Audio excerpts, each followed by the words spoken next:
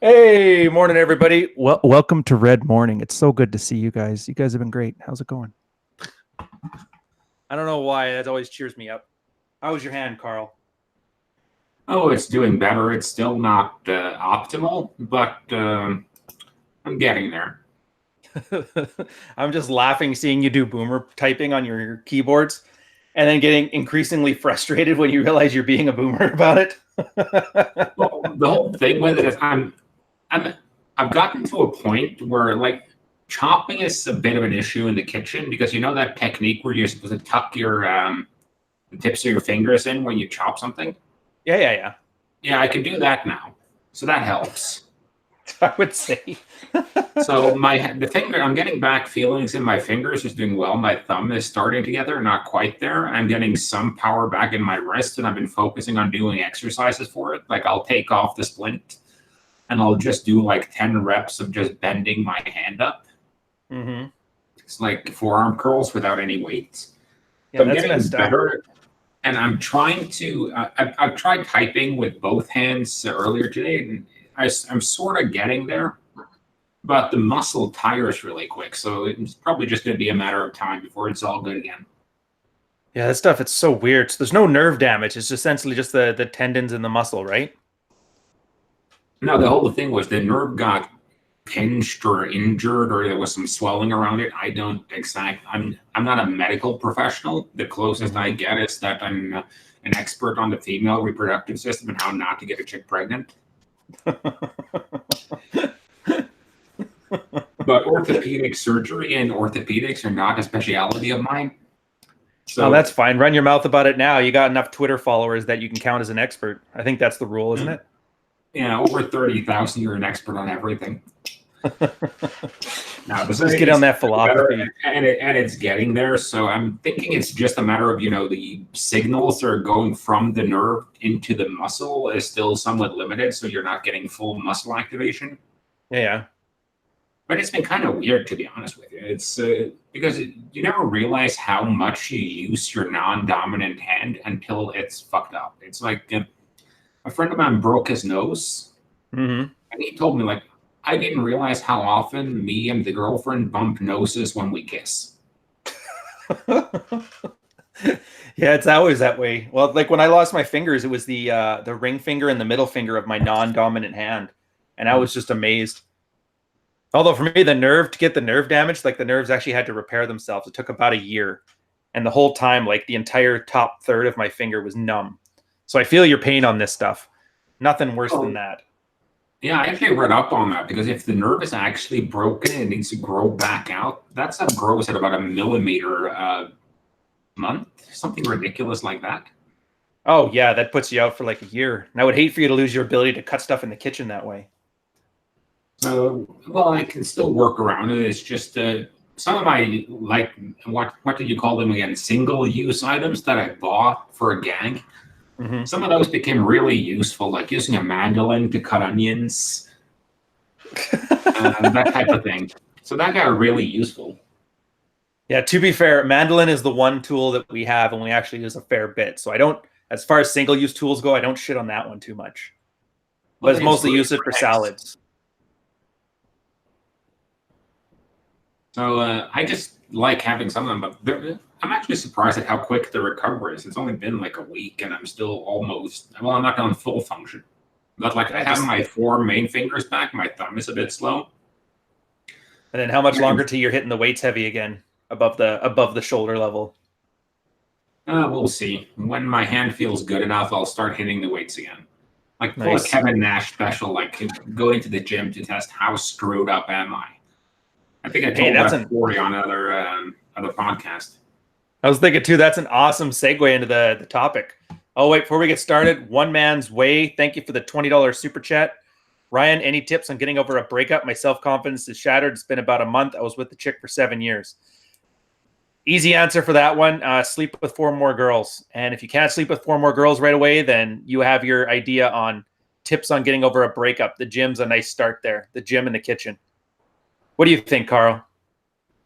Well, I think it's always good to actually just get back out there, and if you've pulled the relationship special and added a lot of weight, lost a bit of muscle, stopped taking care of yourself. Just dial up your self-care. If you look at what happens with people who are depressed, it's usually the self-care that goes first. So that's like one major thing is to just kind of start hitting that those self-care routines that you do. Like make sure your clothes are clean, your body is clean, you're well-groomed, you're hitting the weights, you're eating good food. And, you know, right after a breakup, that's always going to be a hard time to get over. And one of my things is I like to pull a Stalingrad special whenever I've had a breakup like that after a period of time, which is you basically take all her stuff and everything in your apartment that reminds you of her, and you get rid of it. Oh, yeah, I saw that episodes of Friends. It was really good. And then you might end up hooking up with some firemen. That'll be good. You know, my whole reasoning behind it is a lot of the time when you're in a relationship with someone, you develop a lot of shared routines and things that remind you of them. And then when that relationship ends, it's not so much that that person is gone. It's more like you have a lot of routine and they're built around a cooperative existence with that person. So like, I know guys were like, yeah, I haven't watched Game of Thrones, finished Game of Thrones yet. And I'm like, why? Well, I used to watch that with my girl and we broke up, and I haven't watched Game of Thrones since season 4 because that was like a big couples thing. So it just kind of helps with kind of clearing your mind. And you know, if you're a guy and you live together and she moved out of the apartment, you don't want to bring a girl back to an apartment that has a chick lives here written all over it. And you know what I mean by that. Oh God, yeah, the pink bathroom. Girls will chickify your apartment in a nanosecond. The worst part of the chickification process, it always starts with useful stuff too. Oh yeah, nothing ever works unless there's some like they have to sneak it in, that Mott and Bailey. So they will start with like useful stuff, like, hey, I noticed you didn't have a can opener in your kitchen. I bought you one. You know, hey, I noticed that the air freshener in the bathroom was empty, so I bought you a new one. You know, that type of stuff. And you can't really be like, no, I'm not having an air freshener, because that's the whole thing. If it was useless shit, you could just tell the girl, like, here's a bag with all the stuff you brought over. Please take it with you. I don't want any more stuff in my place. Yeah. But it's useful, so you can't really just throw it away either. Well, that's what I was saying. It starts with that super useful stuff. Then it starts with the nice to have, but things you would never buy, like bath bombs or dumb shit like that. But it's not useless, and you'll probably use it, and you'll be like, yeah, it's not bad. I'd never buy it, but if it's here, I'll use it. And then that's when you get to the segue with potpourri scented tampons by the caseload, Kirkland signature on the back. Yeah, so it's kind of just clearing all that stuff out. I found that works really well in a breakup. And also delete their contact on every kind of social media so you're not tempted to contact them when you're drunk. Oh, I can't recommend that one more. Do not do that. I have been the rebound guy there when she gets those messages. Don't do it, man. I guarantee. Because at least 2 people will be laughing at it once you send that thing at 2:30 in the morning, pouring your heart out, laying your soul on the table. Meanwhile, some dude's buck naked there, just chuckling. Yeah, I've been there too, and it's just not a good look for you, period. So I would just go with that one and just kind of remove the things that remind you of her for no other reason than you don't want to be constantly reminded of this person who's no longer in your life. Mm-hmm. But yeah, and I will say this. So judging by the Avi picture, if I'm looking correctly, you're wearing a flannel jacket with a blue dress shirt underneath. Yeah, like step up your game, get back out there, get one under you that you don't like. Nothing is more fun than having a date with a girl that you don't like, but is still somewhat attractive. I don't know what it is. It's just kind of freeing. You can really do whatever you want because you don't really care. You're not invested. Yeah, I mean, that's the best thing about it. Like all the things you wanted to do for those 7 years, but she didn't like or she didn't want to do. Get a girl who you don't really like and do all that stuff to. Mm-hmm. All right. So I hope that helps with you, One Man Army. Thanks again, Super Chat. What were we talking about? Oh, yeah, getting injured and not turning into a fat bastard at the end of it. I think that was the gist of the topic, if I remember correctly. Yeah, that was kind of the one that came to mind. because I've seen that happen with so many guys who are they're in normal average shape. So they're about 10 pounds away from, cracking that overweight level. Yeah. And then they get injured. Maybe they get 8 to 12 weeks outside the gym and they keep eating as if they were still going to the gym. Or even worse, they start to feel sorry for themselves. So they start to order in those I hate my life Domino's orders. I think Domino's has a meal deal on that. The I hate my life. It's 2 large pizzas and a full tray of brownies. Fucking Domino's for when you absolutely must stop caring about your diet. It's like if there was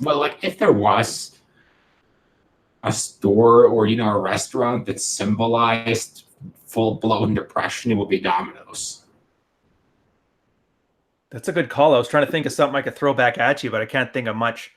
But here's the thing. So I got it too. So that was when I was having really bad anxiety attacks through the investigation time in the military. And part of it was because they kept handing me bottles of SSRIs. By the way, you shouldn't be able to get those things, 300 a pop. They were giving me those, and I kind of liked it because it helped me study a bit more for my second degree, and it kind of muted everything. But the problem with that is when you mute all your emotions, that hunger emotion kind of happened too. So I know for me, that weight loss came mostly from that. Because I was just hungry all the time. I was kind of bored, and that's the worst.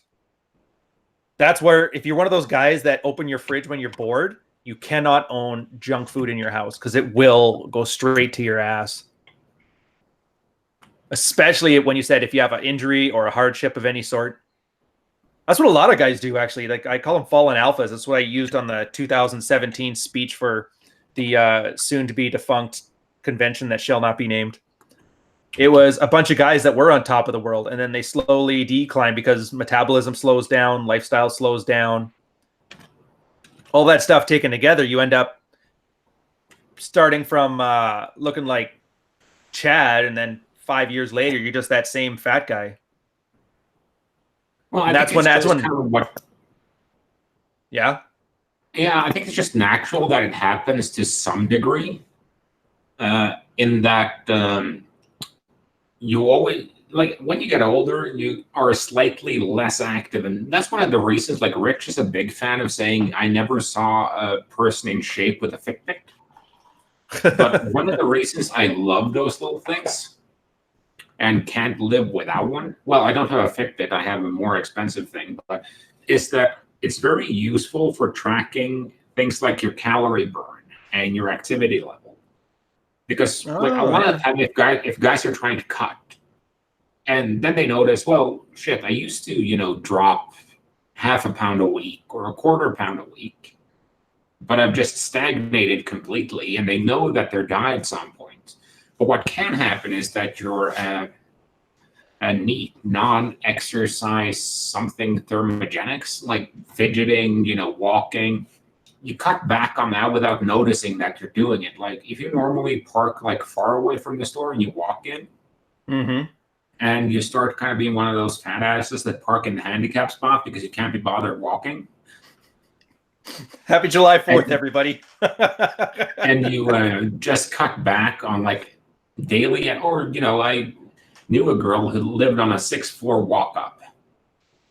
She moved to a 1st floor apartment, and she gained 5 pounds. It's funny how little it takes sometimes. Because going up and down those stairs like 4, 5, 6 times a day, that burned enough calories that she was kind of stagnated and her weight was stable. And I think somebody needs to tell girls that rosé counts as calories. I really think Happy Tuesdays have been like the worst thing to happen to the obesity epidemic since McDonald's. No, I disagree. The wine is the problem because, like, if you put away a whole bottle of something like I'm partial to drier white wines, like usually Rieslings or Chardonnay, that type of thing. Yeah, but you're not a basic bitch either. No, but those do not pack a ton of calories. Like, you can kill a bottle of that stuff, and it's like 550 calories at most. If you compare it to beer, that's like 400 calories for a liter. And you're not going to drink like like most guys I know can put away 8 to 10 beers in a decent drinking session, Mm-hmm. especially if you're talking like not The simpler overly stuff strong, like like pilsners. no, not pills, but let's say you're doing the 6-7 percenters like IPAs or something like that, or something you can't put away. I don't know a guy who can put away 8 imperial stouts. Oh God, no. That's what I love But about those. It's the same as like a really good peaty scotch. It's like it's self-regulating. There's no way you can get drunk off of a heavy peated scotch, I don't think. Like your but taste buds just won't let you. yeah, it's like I remember that from when I was in the States. Like some days, when you had nothing to do, you'd call up a buddy and you'd go to Walmart and you'd buy a 24-pack of cheap industrial pilsner and you'd just sit on the porch and drink all day. And, you just put away, twice your daily burned calories without eating anything.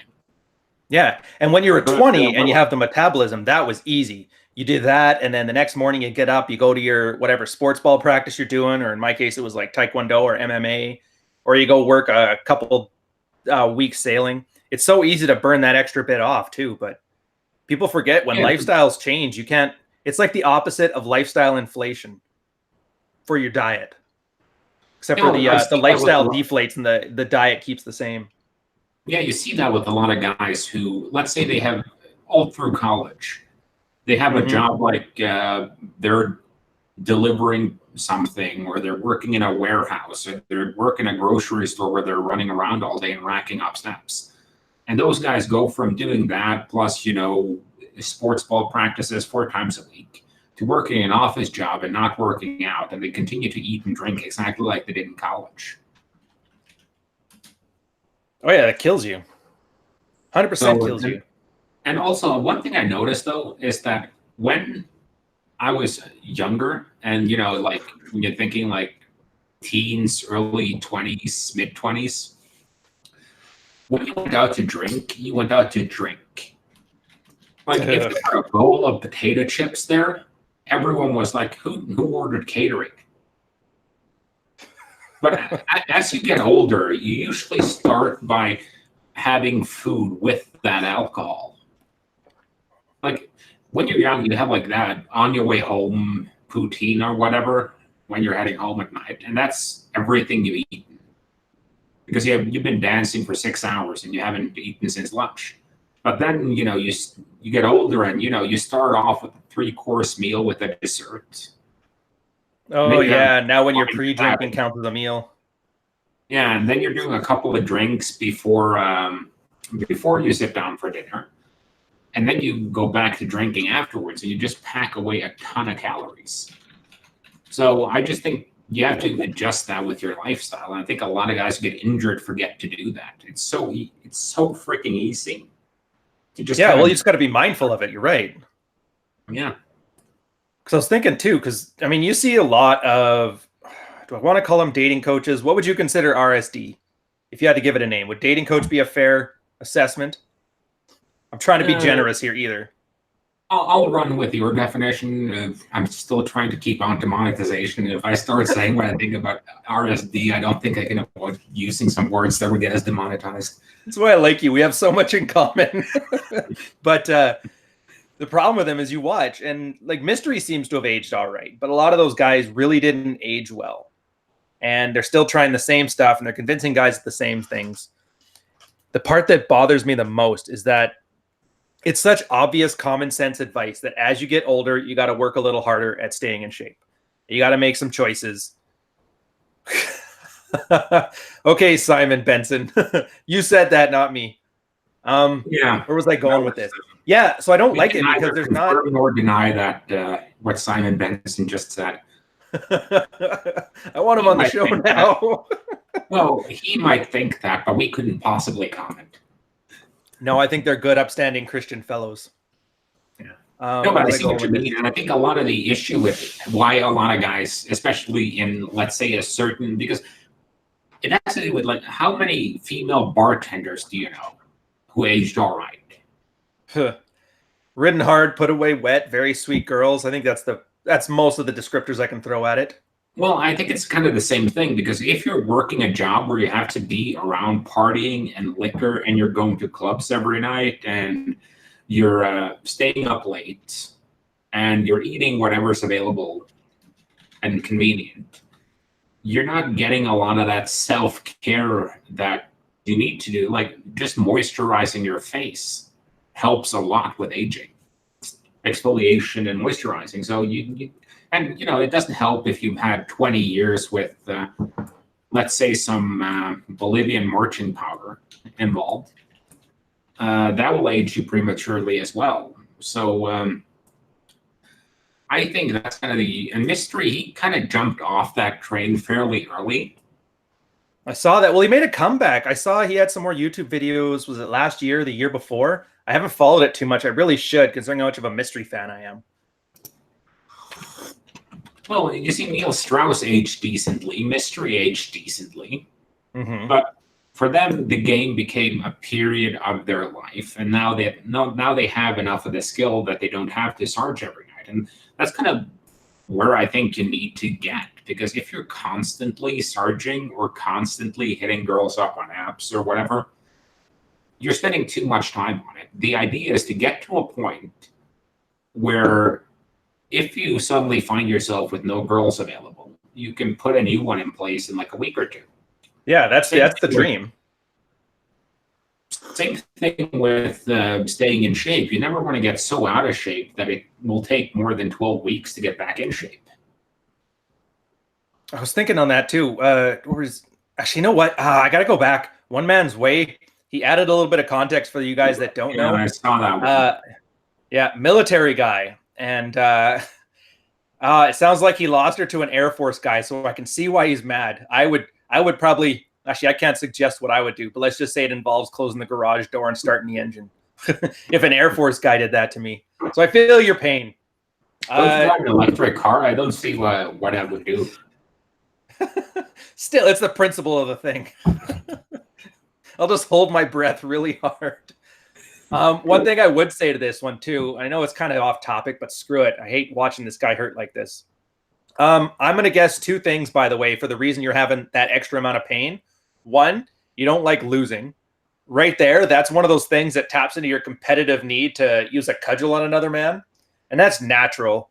But luckily enough, there's enough girls around that we can kind of ignore our instincts for competition. So I can't really offer magic words there other than coming to terms with that. And then the obsession, the other reason is girls are like a drug. I remember it was a one-off consult. The guy basically was that Rolo's article, Saving the Best, Carl. And what had happened was she had gone off to Vegas for 5 days.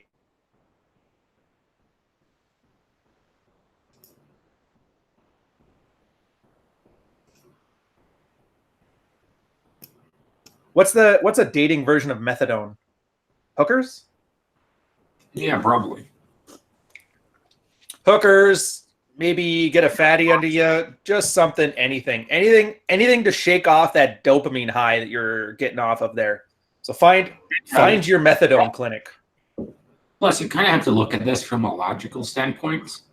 Like, just try to remember all the pain in the ass your ex-girl was. And remember, no matter what happens, at least you're not in the fucking chair force. You always can pretend. You can LARP, put your wallet on your head, and then act like you're in it. Sit on a chair all day. Refer to everybody by first name. There, I'm an Air Force colonel. So I think what it comes down to is I get what's happening, and the first couple, it's 28 days, I think, to kick a habit. Well, that makes sense. I've heard that, like how it's 21 days to get a new habit. I thought it was a different word. Doesn't roll off the tongue, but yeah, it's 21, 28 days. Yeah, something like that. So it's just a matter of, doing what you need to do in order to get over it. But to get back on topic here for a second with the whole thing, I'm trying to be a little disciplined with our topics here. We can easily end up where we start off discussing should you go to Thailand to get your sexual experience up, and we end up invading the moon. Yeah, talking about wrestlers. Well, yeah. Well, here's the thing. So I've had injuries. I remember I was out for 6 weeks when I got schmucked. I keep bringing that up because that's really the only major injury I've had was that car accident. But I remember it took me forever to get back into shape, and my hands still got arthritis from it, so I have to wear hooks.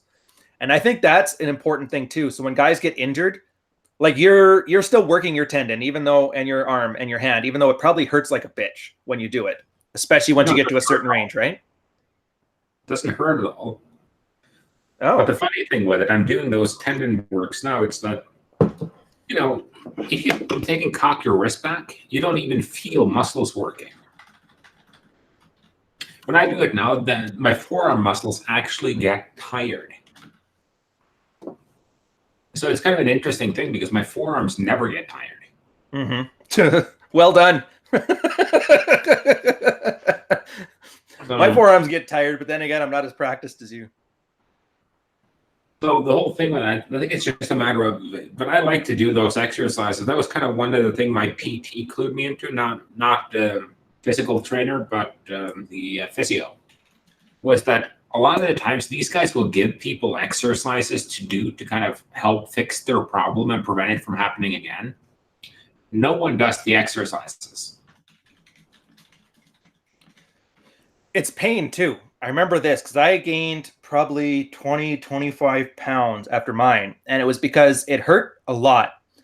It wasn't that pain that you shouldn't be working out with. It was that pain that you're supposed to take it really easy with and then slowly handle yourself again. But the problem is that pain is a really easy excuse. You're like, no, I'm just hurting too much. Or I've got to take a Percocet. And then once you take a Percocet, oh, I can't work out on Percocet. It's the exact same excuses we used to have for working out. The only difference is now there's that certain level of justification for it because, I mean, you've gotten past the, oh, I can't work out right now. I haven't had breakfast. You're past that. Now you're at that, well, I can't work out now. Doctor's orders. Somewhat more sophisticated, exactly same regression to laziness. Yeah, I actually had something with that because I had some light surgery year or two ago. Yeah. And I asked the surgeon, he was a really skinny guy, like, can I work out with this? He's like, no, you need to stay away from all kinds of lifting until, the stitches are done and whatever. Then I saw my regular GP the next day just to get some prescriptions and stuff the surgeon told me to get. And I was like, hey, listen, the guy up in the hospital was like, I can't work out. What do you think? And my GP back at that time was a real heavy weightlifter. And he was like, well, you may want to stay off the squats, but pretty much everything else is okay. And, if you don't go over 5 reps on the squats, I'm sure that'll be fine too. Because a lot of doctors, like, their first instinct is to tell you to do nothing. Yeah, sit in a bed. It's weird, isn't it? Because you look at a doctor the same way as you look to a lawyer. You need an expert to show you how anything to do with the body. And it's weird how they really don't know as much as you were hoping they do, which I guess, I mean, doctors aren't telling you they know more than they do. So it's us putting our hopes on them. But I've just given up. Like, if you want to ask anything to do with physical fitness with your doctor, they're almost always going to give you the exact opposite advice you need. It's almost as bad as seeing a chiropractor for it. Well, it's also the type of thing with like lawyers are usually, well, there are very few lawyers I like, but they specialize within very narrow fields a lot of the time. So you have some guys who are like experts at corporate law and maybe even like a special area within corporate law, like intellectual property management or something like that. And it's the same thing with doctors. Like the doctors most of you are seeing is probably going to be a general practitioner. So they have like surface knowledge of virtually everything. And their job is to figure out what's wrong with this guy. And it's serious enough that I need to send him to someone who actually knows. It's true. Yeah.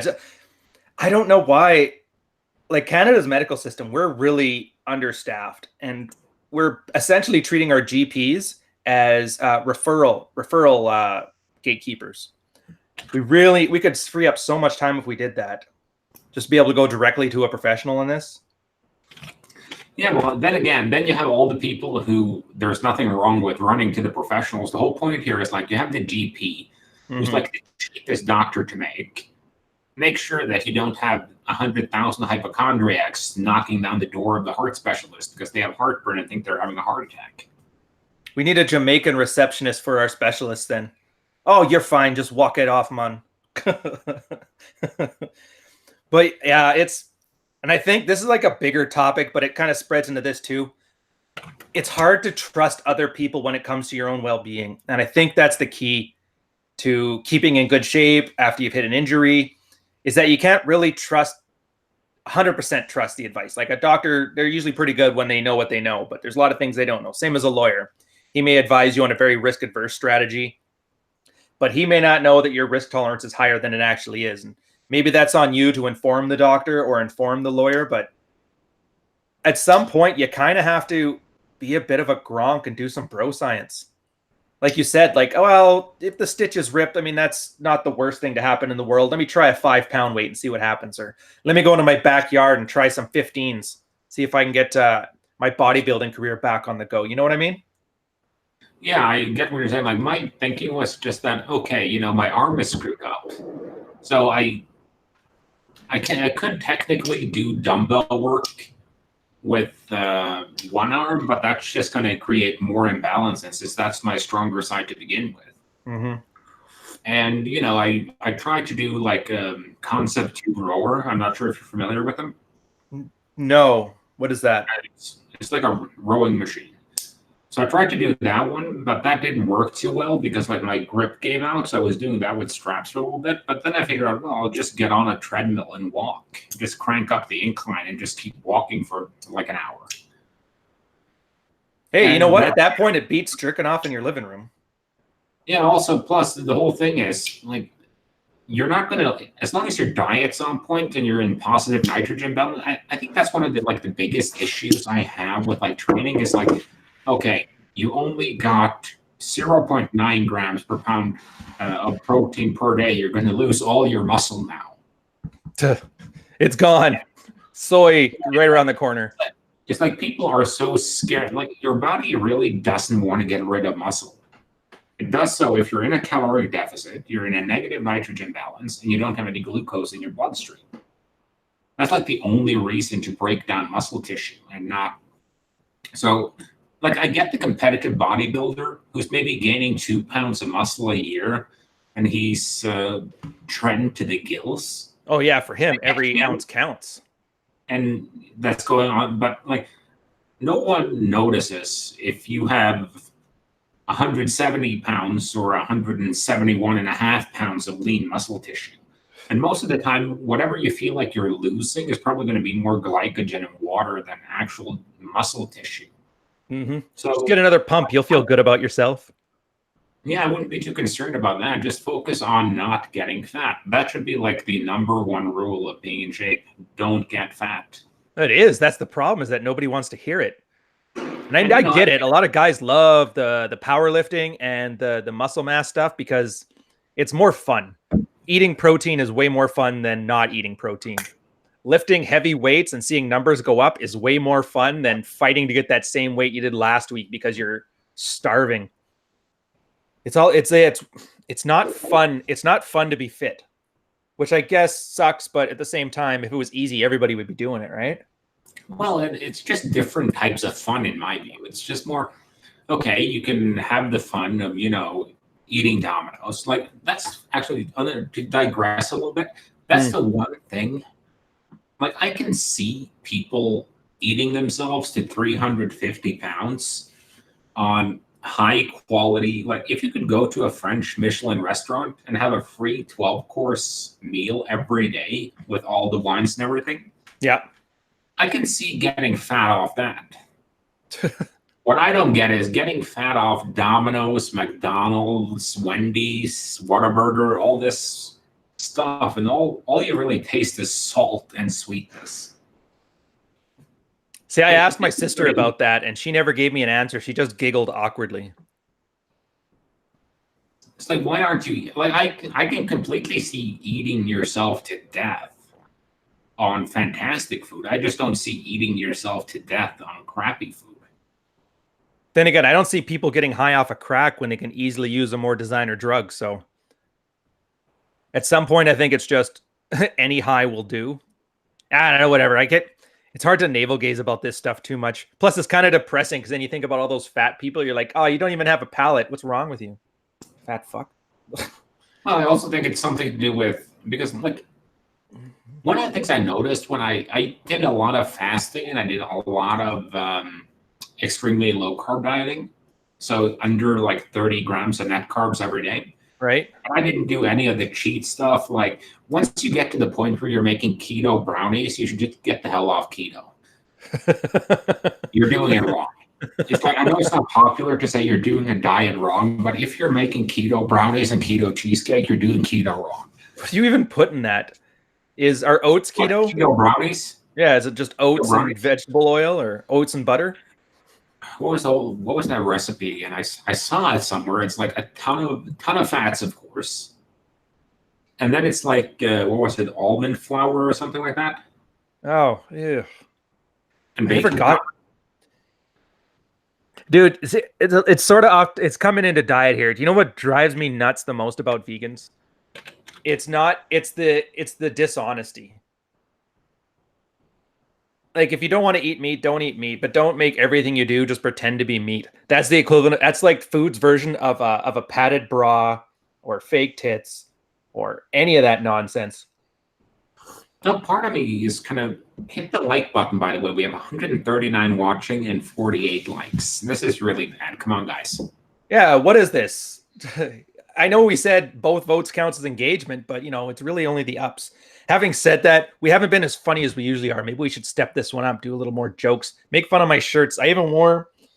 So the very first shirt I wore in the first podcast was my bicycle polo shirt. And I found a shirt today that was as close to it as I can. It's the palm tree normal t-shirt. And I wore it just for you, buddy. Oh, they're palm trees? I thought they were like balls or something. It looked like kind of you have Dixon balls. Well, it looked like you had like an inverted testicles. It's not easy to tell on the camera.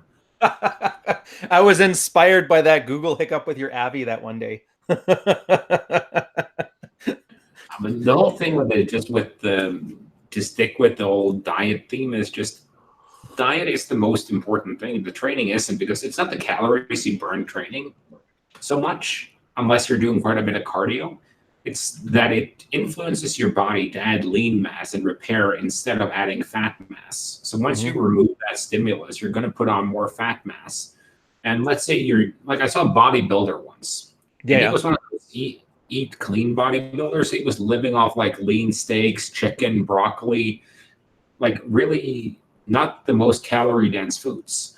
But if you're eating 4,000 to 5,000 calories of that a day, you're going to be putting away a pretty huge volume of food. So when he went off his clean diet, he could put away a lot of pizza and burgers. Right. And if you eat the same volume of food, but it's much more calorie dense, you'll put on weight fast. Like I saw this, who was the guy? The guy was doing like bulking shakes because he was a hard gainer. And what he did was, it was like 2 scoops of ice cream, 3 scoops of gainer, whole milk, and a couple other things. Like the shake came out to 1,200 calories. And if you're putting away that on top of like a normal thing and you're not training, you're going to gain weight fast. Yeah, thoughts on testosterone replacement therapy. Well, I'm not the best expert on it. I think a lot of guys are saying testosterone replacement therapy because they want to be like, I'm natural, but I'm still juicing. You know what I referred it to? Do you remember Maxim magazine back in was the 90s, 2000s? I equated TRT to Maxim magazine. It's for those guys who were too afraid to go pick up the Hustler wrapped in plastic on the shelf there. But you know what? Rich is on it, I think. There's been a few guys who I'm not supposed to mention who were on it that were from the unnamed convention. I think it's great. There's really hasn't been an answer to that decline in male testosterone over the last 30 or so years. I don't know if I'm sure you've seen that study where there's an unexplained drop of about 25% of testosterone between guys in the 80s and guys in 2020. Well, I'm a big fan of guys who need it getting it. Yeah. Like if your testosterone is like 200 nanograms per deciliter, getting you into that 600, 700, 800 range, which is the normal range, will do wonders. I'm more skeptical when a guy's like, yeah, I'm on testosterone replacement therapy. How much are you taking? Well, I'm 1,300 right now, which is outside the range. And not well, it's outside the range. I think that's kind of the gray area where I'm skeptical about it. Yeah, well, then it's not for health; it's for vanity, but not even intersexual vanity, intrasexual. You're there to impress dudes. Well, I also do think that to some extent, like,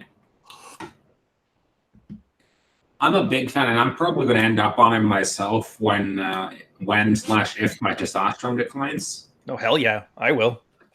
But my big thing with it is, one thing that annoys the crap out of me with the health and fitness industry is that you have a lot of guys who use their physiques as their selling point, who don't tell their prospective clients that they're on TRT or that they're on gear or they're using, their HGH. Their body their body is built, 40% in the kitchen, 10% in the gym, and 50% at buyer.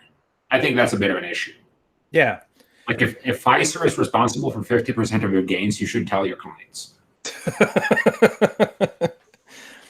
Well, that's just it, man. Everybody's got a lie now. It's the strangest thing. As far as I can tell, the reason why, and somebody else was bringing it up before, how this channel has really taken off.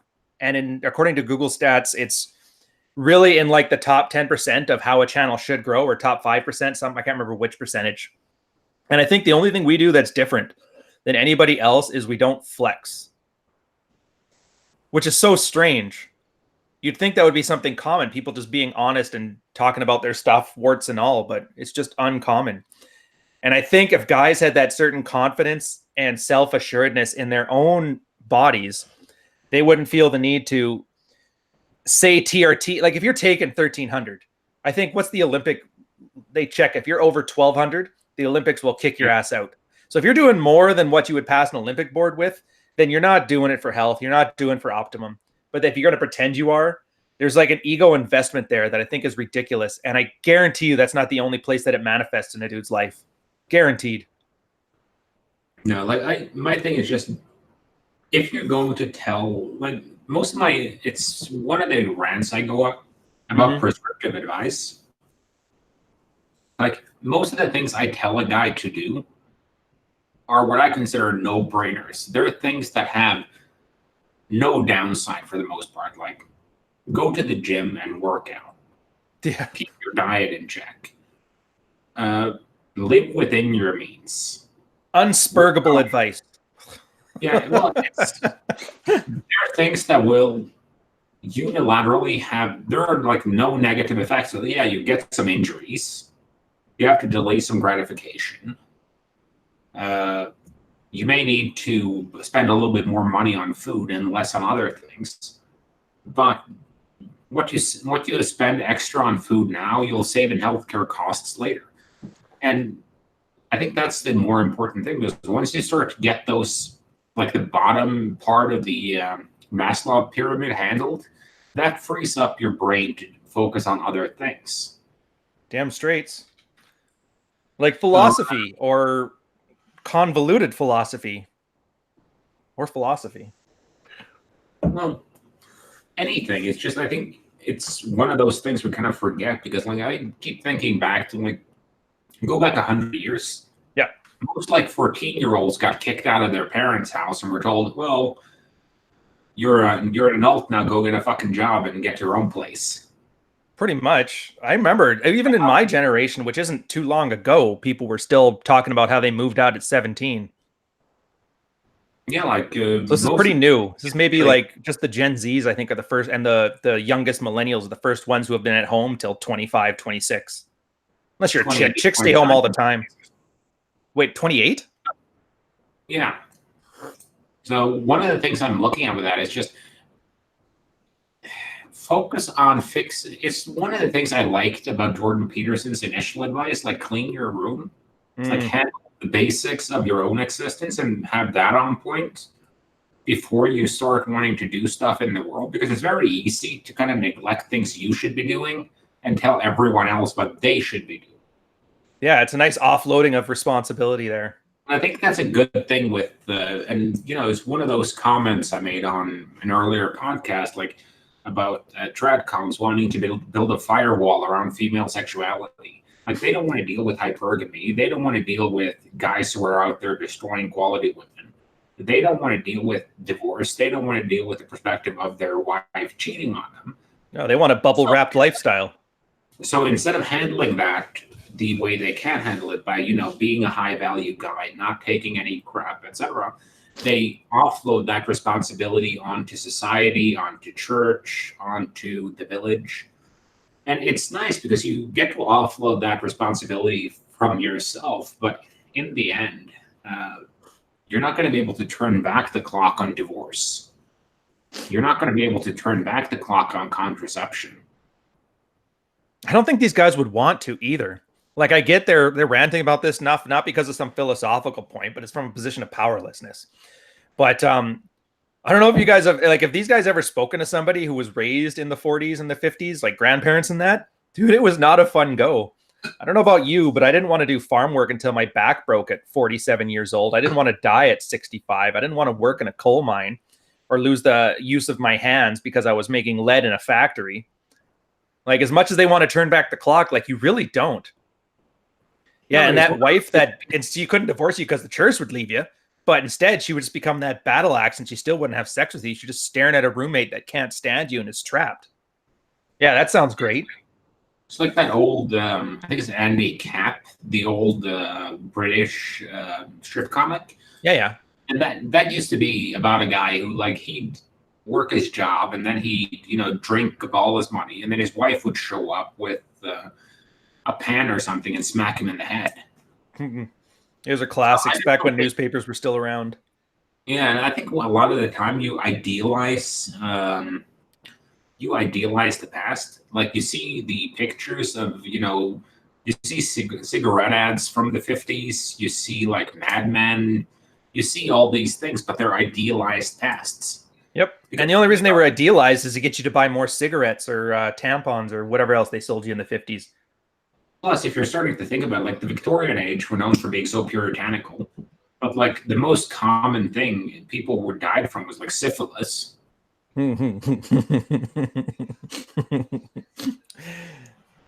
That's like catching mono. Oh, so you're not a virgin. Yeah, no, you're right. It's funny. By the way, Tucson Razorbacks. Okay, you've never lived until you go to the Calgary Stampede watching rodeo. I'll preface that you haven't lived until you go to the Calgary Stampede in military outfits, especially your dress whites. If you ever wanted to know what it felt like to be a 22-year-old girl, go do that. Join the Navy and show up to Calgary Stampede in uniform. Welcome to the life of every single 20-year-old Twitch streamer. Yeah, so I can imagine that's like the Dependopotamus has come out of the woodwork. Oh, for Stampede, they kick those girls home. They're like, either you get out there on the rodeo or you get the back home. We're bringing out the thoughts now. They fly in from everywhere. That is the one thing about those big events. There's not enough room for fatties. Although we'll see. It's been a few years. I'm noticing it's this obesity epidemic in Canada is starting to escalate. I've seen a lot of front guts, or what do they call them? Gunts. You know, where it's like a butt, but in your stomach, right in the front. And I don't care, man. If you're hooked on food, once you get to that point, like, geez, I don't even know where to go with that one. I just have a serious disdain for somebody who doesn't care about their life that much. It's like suicide, but without the balls to do anything about it. Don't do that. There's suicide prevention numbers in the chat. Life is precious. Just public service announcement. The whole thing with, and to me, that comes back to a quality thing as well. Like, it's the same thing with guys who drink themselves to death on cheap vodka. You're going to drink yourself to death, at least get top shelf stuff. I guess it's a dignity thing, isn't it? Well, at least make your suicide enjoyable. I'd say so. But yeah, this whole thing. So not working out because of injury, gaining excessive amounts of weight, doing powerlifting at the expense of your aesthetics. I think there's like a dignity thing attached to it where people are just hooked on following their feelings as opposed to having the dignity as a person to realize that what you do to yourself actually does affect people around you. Even if it's just me deciding to eat Cheetos all day, makes it so there's less men out there that a girl would love to sleep with or marry or whatever they want to do. It's that weird social contract. And I know a lot of it's American audiences because like the British can't tell them what to do. And I get how that's kind of taken a more extreme libertarian spin on it, but yeah, it's just dignity, self-respect, and dignity, man. Well, I get why you can't have like socialized health care in the States. Even though they kind of do. Well, yeah, you have Medicare and Medicaid, but what I'm getting at is like a full-blown public healthcare system. You can't have that because you would kind of have to curtail people's freedom of choice to some extent. Yeah. Like you can't really tell someone, everyone will share the cost of everyone's healthcare, and you'll pay over the tax bill.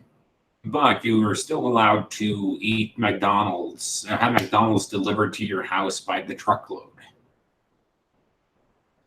You have to kind of curtail that either, like everyone's done with cigarettes. You put like the warning labels on. Yeah, the warning labels. You put some extra taxes on them to make them more expensive and to kind of cover the cost that society incurs for smokers. So you would have to do similar things with unhealthy food, but at that point, who is to say what's healthy and not? Because like the food pyramid have screwed people up for the past 20, 30 years. Oh yeah, pretty much. Eggs are healthy, eggs are unhealthy. The whole thing is, again, it just goes back to like public institutions have really had a duty to work in people's best interest, and either from incompetence or unwillingness or whatever tinfoil hat theory you want, a lot of them are failing, especially for men in the places that matter. Like if you go to a doctor about TRT, I did that myself, just asking for a blood test. The doc gave me an argument how I was basically going to turn into a balding, roid-raged acne freak. It's going to start beating homeless people. All I asked was for a blood test. And I'm sure everybody means well, but the way society's geared is just kind of, it's basically to make anything you want to do to better your life as a guy more sluggish than it would otherwise be. It's missing that viscosity, I guess would be a nice adjective to throw at it. And so it really does put the onus on you to be better. I also think a lot of the time, the whole thing, I'm powerlifting. I think that's like Terrence Popp had a great bit on that when he went to his ex-Spetsnaz Russian doctor. Oh, yeah. It was like, you're getting a bit chunk. And he's like, yeah, I'm a power lifter. And he's like, you're not a power lifter. You're morbidly obese. Yeah, there's always those ego defenses. I'm curvy. Nah, you're only supposed to have 2 curves, not 17. You fatty. Well, I think it comes down to, like, a lot of that time, it's a lot more fun to be on like the permabulk because cutting is fun for anyone. And, same thing with it's not fun. Like ideally, there are a lot of things you do as an adult that are not fun. I don't like paying taxes. I don't find it very much fun to do invoicing or handle my bills, but you do them because you have to. Yeah, pretty much. The consequences. Is it consequences or self-respect? See, that's the weird thing too. And this kind of, I'm going to tie it into gamma males here because we haven't talked about them for a hot minute.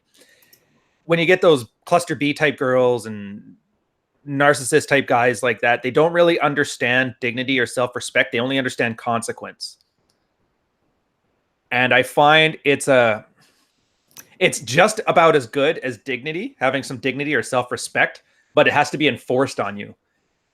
And that's the one thing I've always wondered is because for a lot of the guys in this space, I think you put it, they're 7 years behind socially and physically, probably a few years behind too, whatever, especially when they're just starting out. But you got to make that transition from external restrictions to internal ones, or from consequences to dignity. And it's funny because it always manifests in these little ways like injury, like you're talking about right now, just on recovering from injury and not being fat when you try and get back into shape. Well, I think a lot of the time it comes from the fact that you kind of have to be your own keeper. And like when you're a kid, your parents tell you when to go to bed. They tell you when to get up. They tell you when and what you're eating. They keep track of your money if you've gotten it in gifts or whatever. Right. They do all that work for you. But part of the whole thing with becoming an adult is that they're gradually supposed to let you have more and more control over that. And you have to kind of be your own mommy or your own daddy. Who's your daddy? I am. Well, you have to do that. Like when you move into your own place, you're going to have to say, okay, I have to be at work tomorrow at 7 a.m. That means I can't stay up until 3 a.m. playing video games or I'm be screwed at work. Or, you have to, when you go from high school to college, you get a lot more responsibility for making sure you do your reading, you handle your assignment and so on. Yeah. And a lot of guys screw that up too. I know I missed a bunch of classes when I first went to college, but after you're seeing those grades come in and realizing you're not going to make that graduate program that you wanted to, those consequences slowly start seeping into you. And that's the whole difference between guys that become successful and guys who don't. Guys who become successful are the guys who become really good at controlling their own behavior within, like, let's say they're top 15, 20% of guys who can control their own gut impulses. Like Rollo had that series with, I think it's Instinct, Emotion, and Reason. Yeah, see, this is what you call environmental damage. I've been hanging around with Rollos for so much for such a long time that I'm actually spamming his essays now.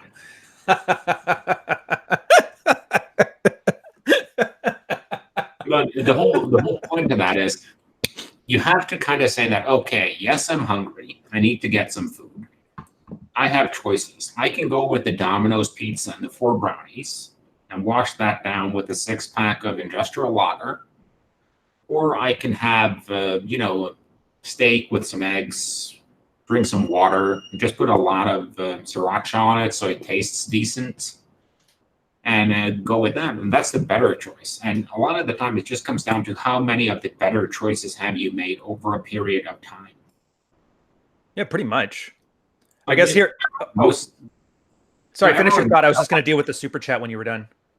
Yeah, we'll do that after. But like everyone knows the guy or girl who's been on a cut for months and have made no progress, and they're really on point Sunday to about Friday at 5 o'clock. Then they go on like a 36-hour binge, and then they're back on point Sunday, and they undo all the work they did the other days by going on that binge. It's the worst of both worlds too, because you're getting all that pain for 5 days out of 7, but you're getting none of the rewards from it because you're ruining it with just those extra 2 days. Yeah, it's like, and that's why I've become an expert at managing to fit drinks into a certain calorie allotment. And the funny thing too, that's how you keep injuries down. Well, you think about those guys that work that extra 10% more than they should in the gym for those 5 days, they get injured, then they're out for 3-4 months. And they lose all those gains. If they had just added a little bit of humility to their workouts, sure, it wouldn't be that top 10% of a workout, but they would do far better over the long term. Red pill artwork. That's an interesting question. Yeah, I didn't want to rant about it just yet. I figured I'd give you a chance to start with it. The question for you guys, if you don't know, it's from Doman Low. Thank you for the $10 super chat, by the way. What are your thoughts on red pill artwork? What would it be? And what could signify it being RP? I'll let you go first because I'm going to run my mouth on it for a bit. Yeah, I know. You get a chance to talk about art. Jesus. All right, you had your chance. Yeah, I think you could do a lot of it with, fiction, like TV shows, movies, books, that type of thing. I'm not sure what I would do with like visual art, like painting. Well, yeah, because so that's it's kind of an idealized situation anyway. Or a stylized situation, so it's hard to kind of like signify that as like, okay, if you do a painting of a guy on one knee with a ring up to a girl, that's obviously a blue pill painting. But I'm not really sure if it's subject matter, style, or what would make visual arts red pill. Well, that's the thing, because if you think about it, so art is essentially visual philosophy now. It's gone from aspirational representations of the world back and up to the Renaissance. After photography, it's not found its place. So if you were to think about what would make art red pill, and I don't think it's possible just for the nature of art. So art is always stylized to some extent. It obfuscates. It's never going to be 100% honest. Even the Renaissance paintings that looked lifelike and realistic, they always had symbolism in there. So I don't think you could. I mean, you could put an aspirational model into there where you see a picture of you dressed as a Greek god with girls feeding you grapes, put it on your back wall there, but that's not really red pill either. That's just a narcissistic fantasy. So you can't really do that. But then you can't go the other route and put like a dystopic man being damaged by the world, because that's more of a MGTOW thing if you're going to go with that kind of. So you can't really depict things aspirationally or the opposite of that. at the same time, you got to pick, like, are you going to do it as a painting? Would it be sculpture? Well, you can't do drawing Michelangelo's David because then that's idealized human perfection. And that's clearly not where we're at either. I honestly don't think there is a way to red pill art. Just by the nature of art, it's never going to be 100% honest. It always has to explain something. I guess the closest would be that upside down urinal that was put in the Louvre. I think that's about as close to red pill art as you can get. Because it is what it is. It's a urinal. I put it here and it's art because I said it is. Even then. No, I don't think we can do it. Visual arts, it's difficult because most of the time, I'm actually one of those people. I don't really think that things like the red pill or politics or that type of thing belongs in art. Because a lot of the time when I'm consuming art, to use that expression, I'm doing that as a way of escaping from reality in a sense. Yeah, that makes sense. If you look at like something like a Monet or a Van Gogh, you're kind of getting into that point where you're looking at the world through someone else's eyes. So you get to share their perspective. When you read something that an author wrote in fiction, you get to experience a world of their creation. And to some extent, you could say that some things will be mirrored in all worlds, like the whole thing with Star Wars. And it's in, I know I'm probably going to get shit about this from Tate, but the interesting thing about Star Wars is that it depends a lot about what your perspective is. Like if you look at it from the way it's presented in the movies, the Empire are obviously the evil guys. Yeah. It's like how much of an open Nazi illusion can you make in art? But on the other hand, if you look at it from the perspective that the big problem prior to the foundation of the Empire was there was complete chaos and lack of order in the galaxy. And it was complete inertia in politics because the democratic system meant that no one could get anything done, which is a real problem with democracy. Then the Empire is not that bad. And really did portray it that way either. Although they kind of screwed up the prequels in general, so whatever. No, but it's sort of like the whole Dalai Lama thing. Because everyone's like, they love the Dalai Lama. But his position is basically that you should kick the evil Chinese authoritarian rulers out of Tibet so I can move back and be the authoritarian ruler of Tibet. Yeah, it's hard to, it's hard being in a position because like he's offering good criticism of China, but he generally, he just wants to replace them. He doesn't think that you shouldn't have a boot on your neck. He just thinks it's the wrong boot. And so much criticism comes from that in any sphere. Girls giving relationships advice, they just want to replace the boot with their boot.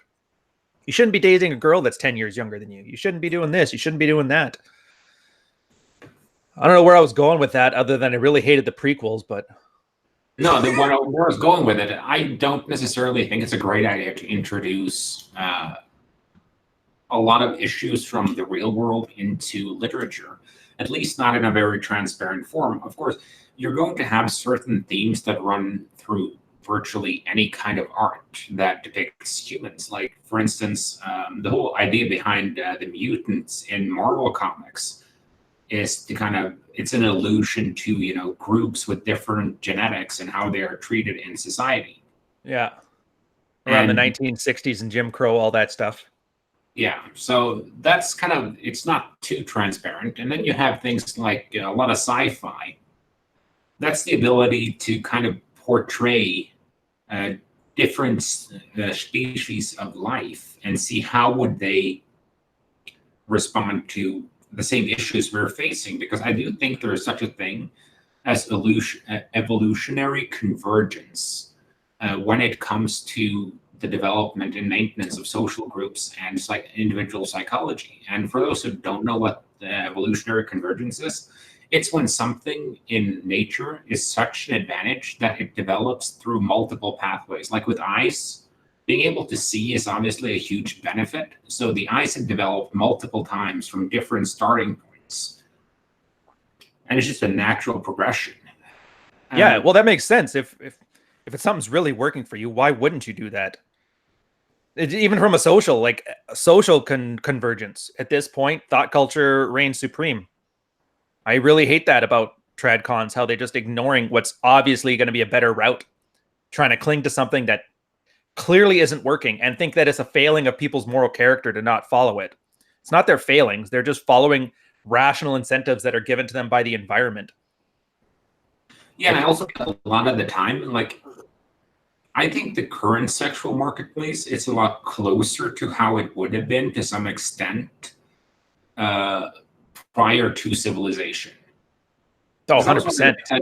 That was one of the things I took when I was studying Enlightenment philosophy, because what they were doing a lot of the time, they were trying to find a source for law and right and wrong, etc., that was not God.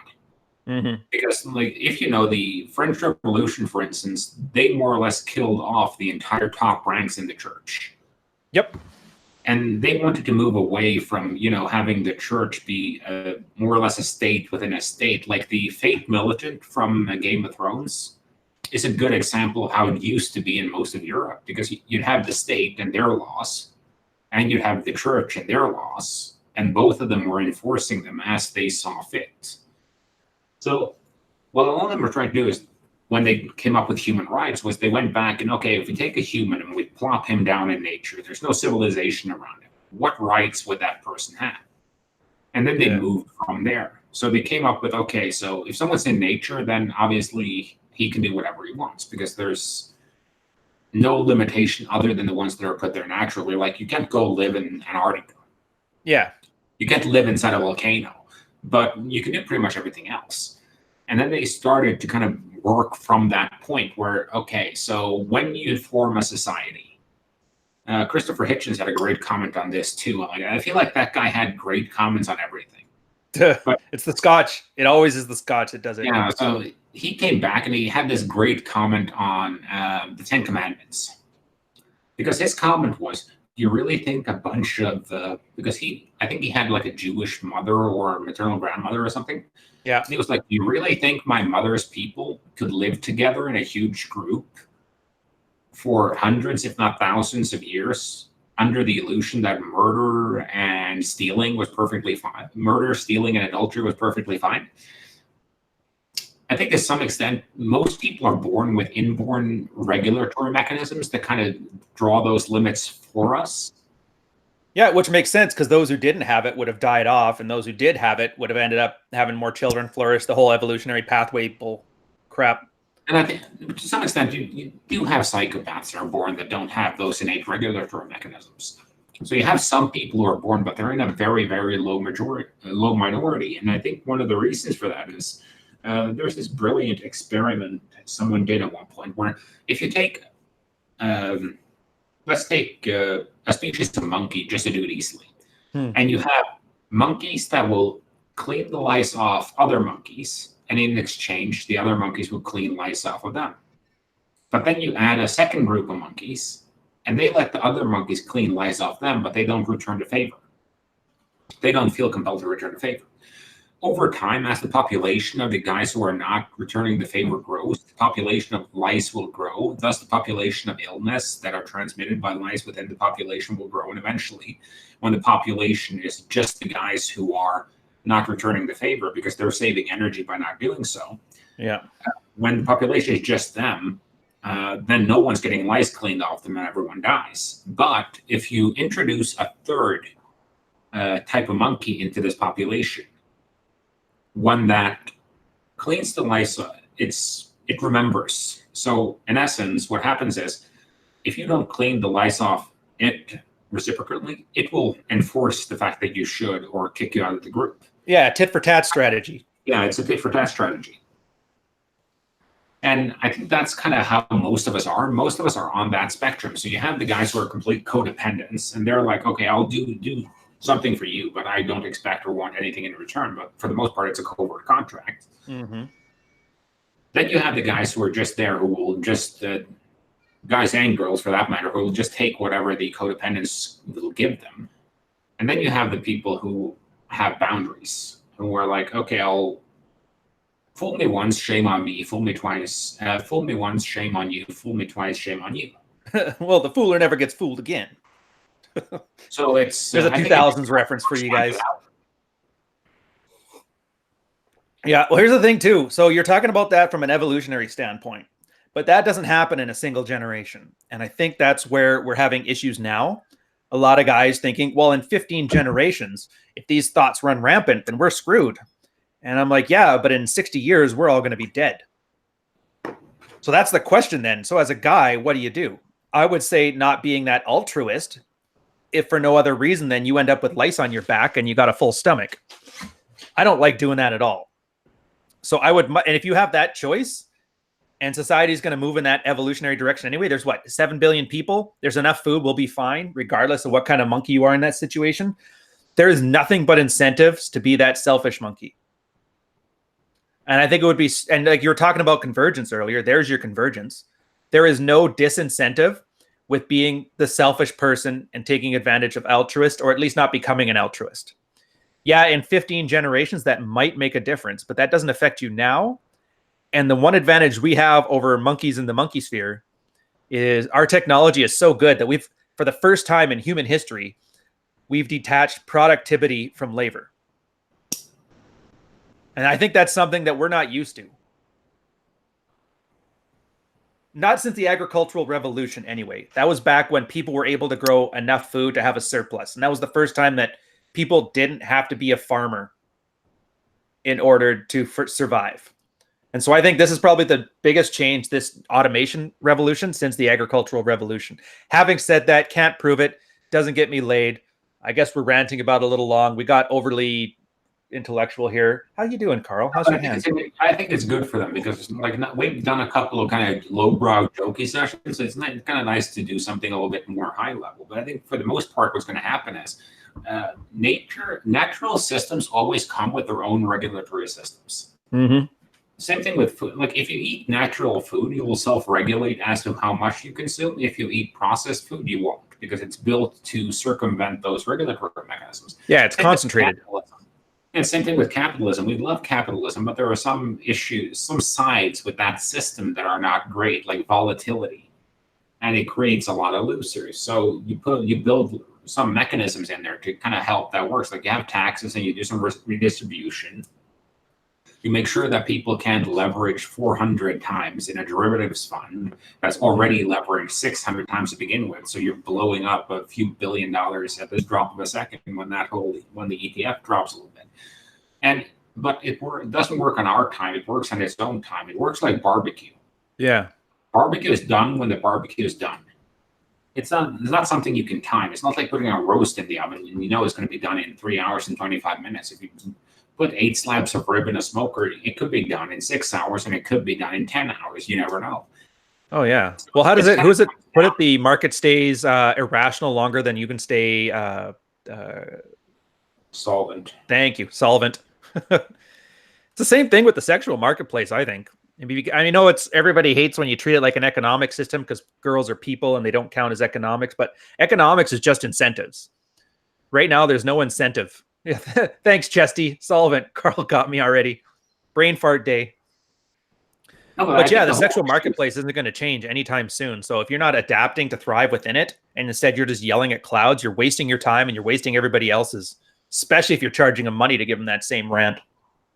Well, I do think there's something to be said about the Lindy effects. About if something's been around for a long time, it's probably been around for a long time. But at the same time, what we've seen is there's a very big movement in science towards incrementalism. And what that means is things change incrementally along a linear scale. I'm much more of we have basically a flat line.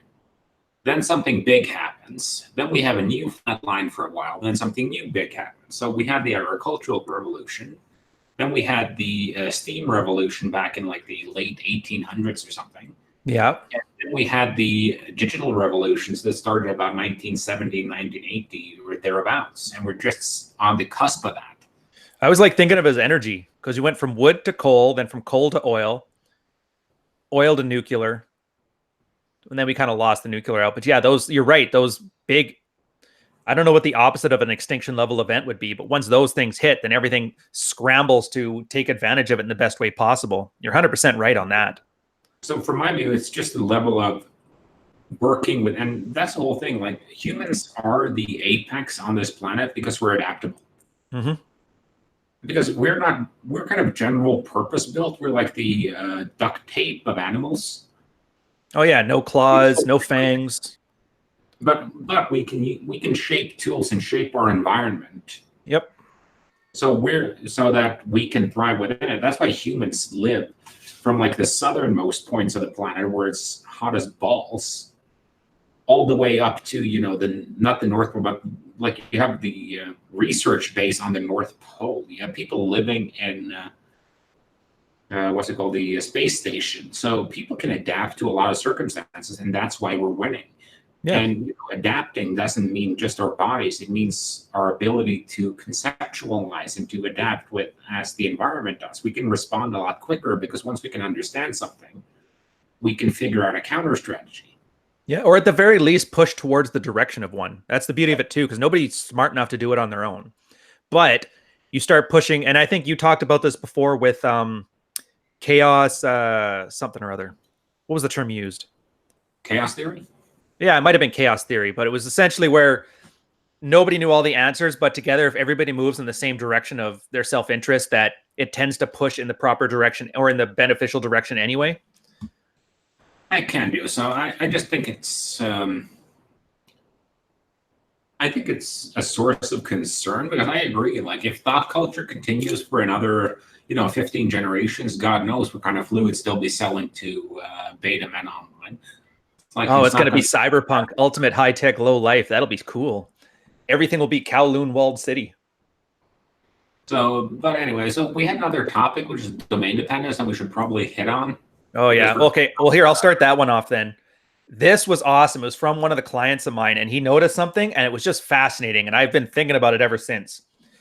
He finally started doing Tinder. He's been doing, like, in real life game for the longest time, having great success, but he's got a taste of happiness, and now he wants all of it. So he's taking his hand at online game. And he noticed something when he swiped a girl, got a date on Tinder. It was a girl he actually knew from his life. Like, he didn't work with her. I think it was the places he frequented, like gym, clubhouses, all that kind of stuff. So he knew the girl from there, but he never really approached her and act the same, as opposed to Tinder, where he had no problems approaching and acting the way he did. Like, they obviously had sex, all that good stuff. And it reminded me of an experiment. I'll hand it off to you after this one, where they gave college students these menial tasks to do.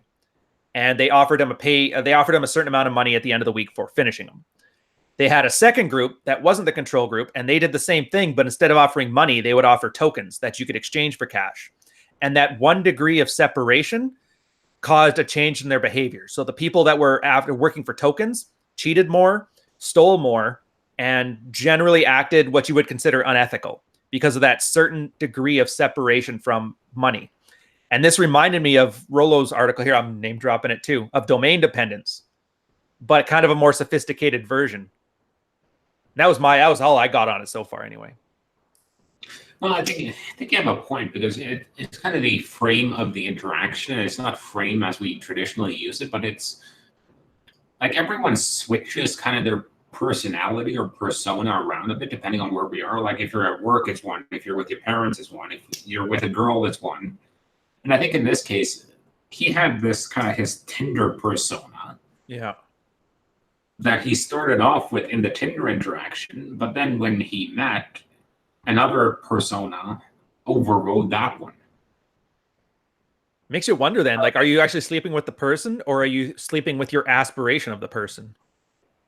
Well, Chris Rock had a comment at one point that when you meet someone for a first date, you don't meet them, you meet their representative. Oh yeah, I remember that. It was a good sketch or a good set.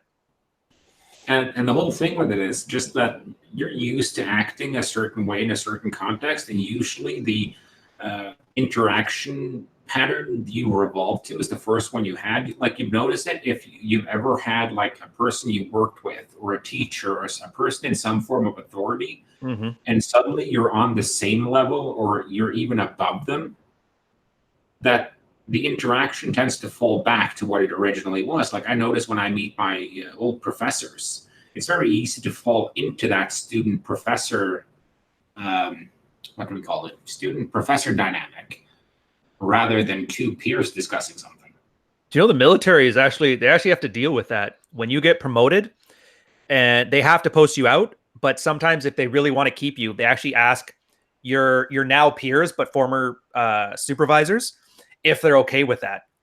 Because I guess it's such a thing that it actually messes up the workplace dynamic to a point that the military actually has to take steps to make sure it keeps everything chugging along as per the normal. So it's not like it's a new concept either. No, I think it's a great plan from the military, and I think that's what happens with a lot of guys who get very domain dependent. Like they're used to running game in clubs, for instance, and they have their club persona. But then when they try to talk to a girl on the street, they use a different one. And I don't mean persona as it's not them. I just mean that we have different ways of behaving depending on context and situation. It's like some guy had something he called, what was it? I'm sick and I just need to get my medicine game. What? I don't know this one. Oh, he got sick and he had like a horrible cold or something. Yeah. He had to go to the CVS or whatever to get some medicine. And so he just didn't bother showering, didn't fix his hair, didn't brush his teeth, just threw on whatever like clothes he was laying around in.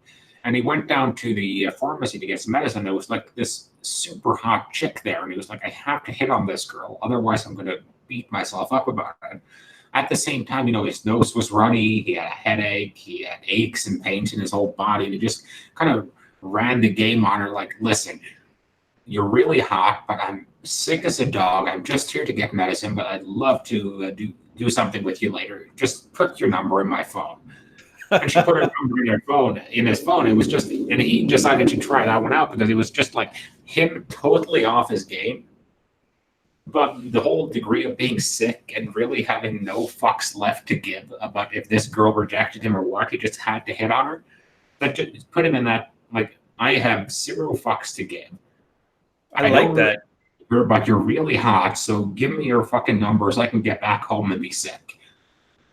Dude, that probably is one of the most honest, and I know it's kind of weird how it's a routine, but it's probably one of the most honest pickups I've ever heard of. That's that guy who goes into battle, then sheds all his armor and decides to start swinging fists and does well.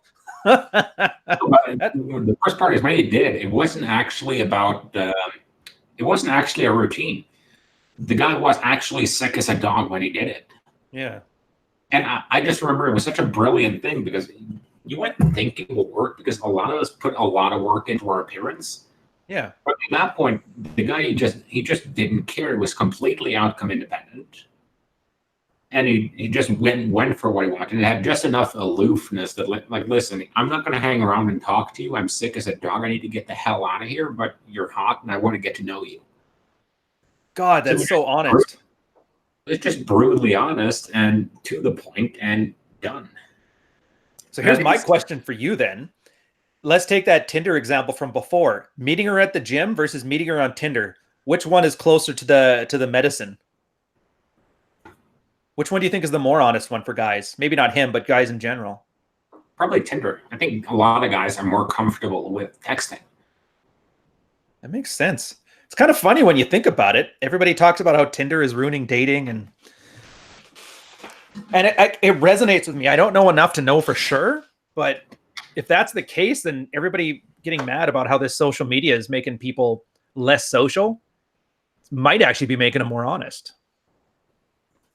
Well, I just happen to think it comes from the fact that a lot of guys feel more comfortable being a bit more edgy, to use that term. Yeah. When they're in chat with a girl as opposed to in public with a girl. Because worst thing a girl is going to do on Tinder is unmatch you and report you. The worst thing a girl can do in real life, they can, throw a fit. They can start make a scene. Most of them don't because it reflects just as poorly on them as it does on you. Right. But guys have this irrational fears of it. And I think our buddy Chesty there is correct too. That most guys need that buffer. That's why they have alcohol. That's why they need, they prefer text to talking. Fancy cars, all those things. And if you hit on a girl at the gym, you're always going to try and open her with something innocuous like, hey, can you give me a spot? I know you're 115 pounds soaking wet and I'm benching 300, but I trust you to lift it off me. And it's just an excuse to talk to her. Yeah. And for the most part, I think it's just a matter of the guy needing to be something to blame the failure on if it doesn't work out. well. I think it just has to do with being comfortable in that situation, and it just has something to do with, like, if you're just chatting with someone, they're a non-person to you.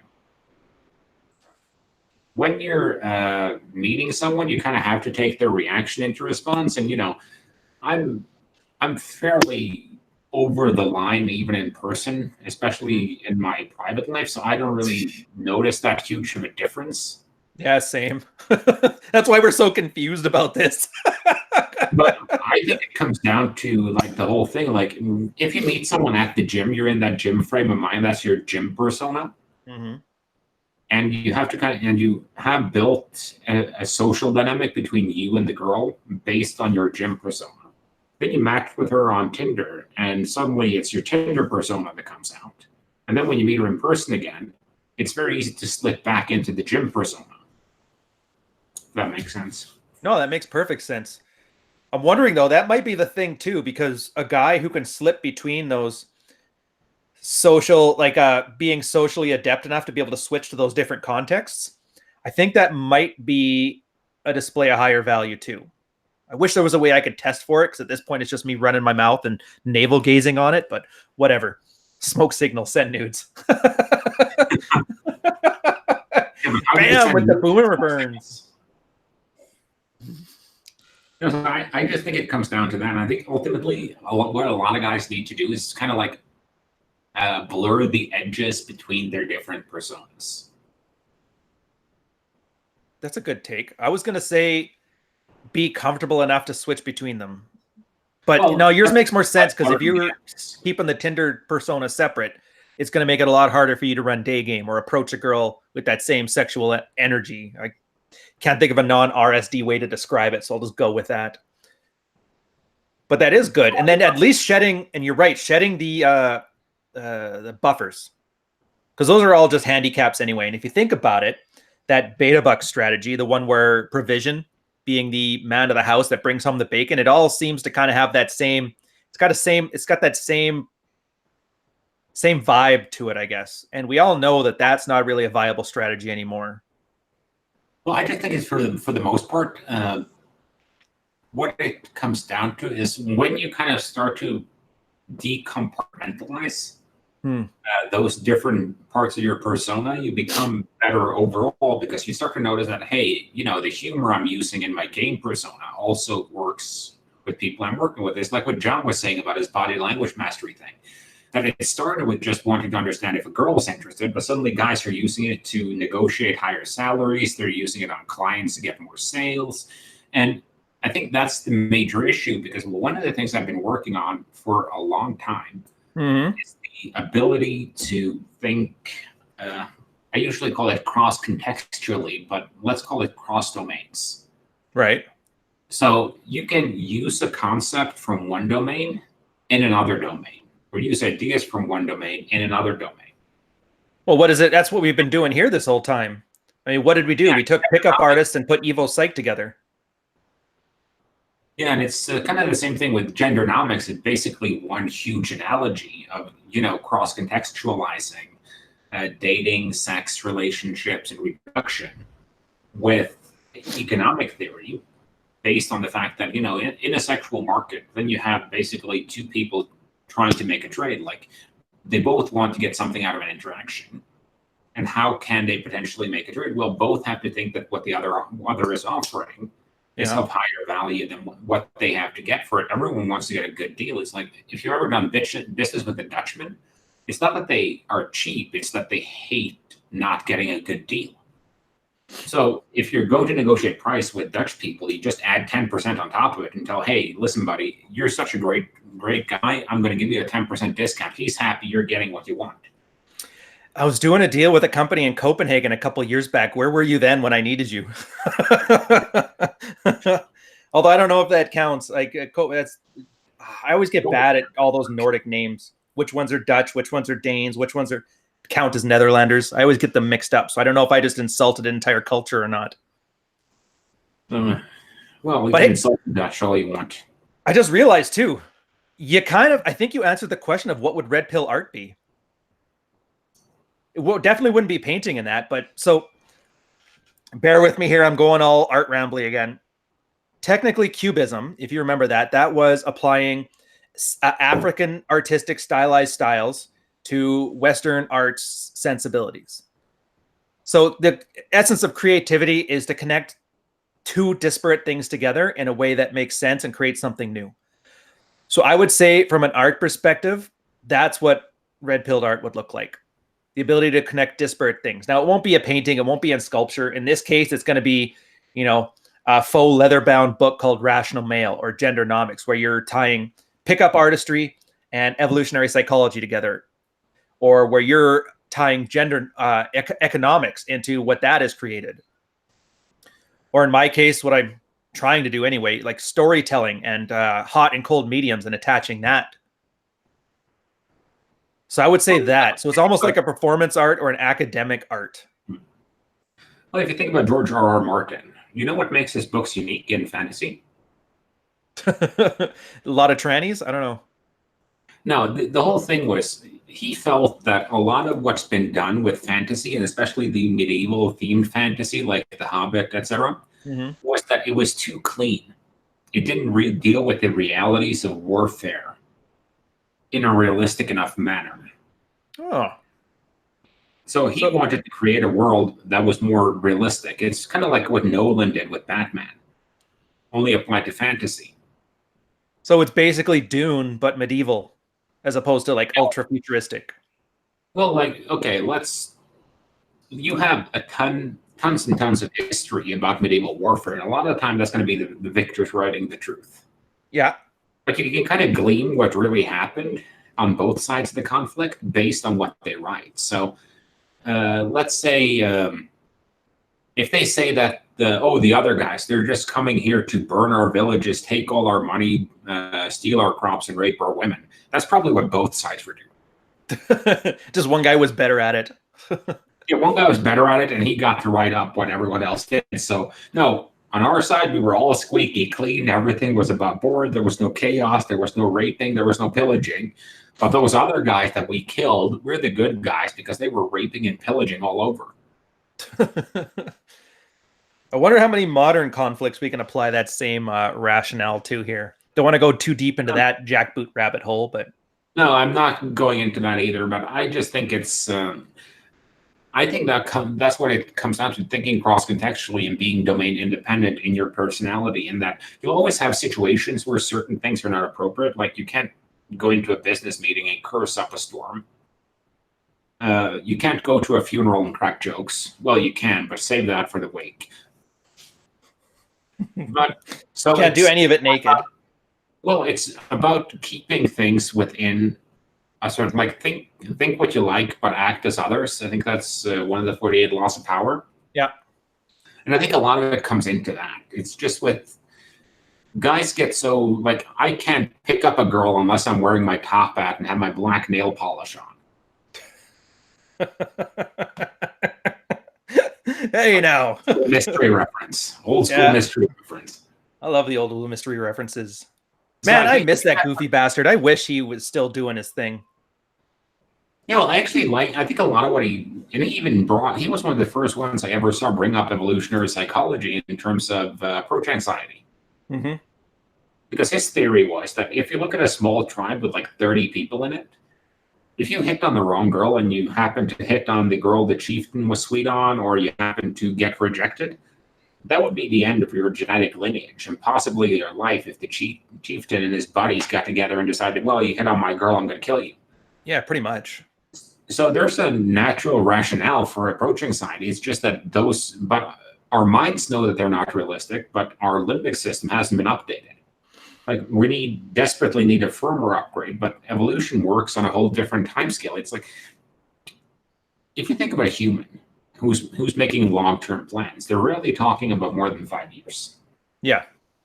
Well, evolution works on hundreds, if not hundreds of thousands, maybe millions of years. Like modern humans came into existence between 100 and 200,000 years ago, depending on if you want to go with the Collins or Dawkins. And they might even be wrong.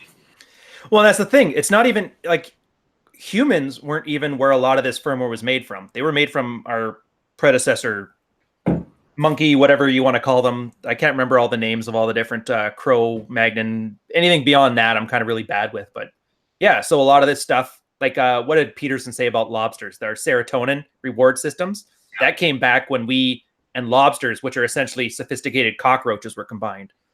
So we're expecting to be able to plow through our limbic system when this stuff was made before humans were even humans. You're asking a lot there.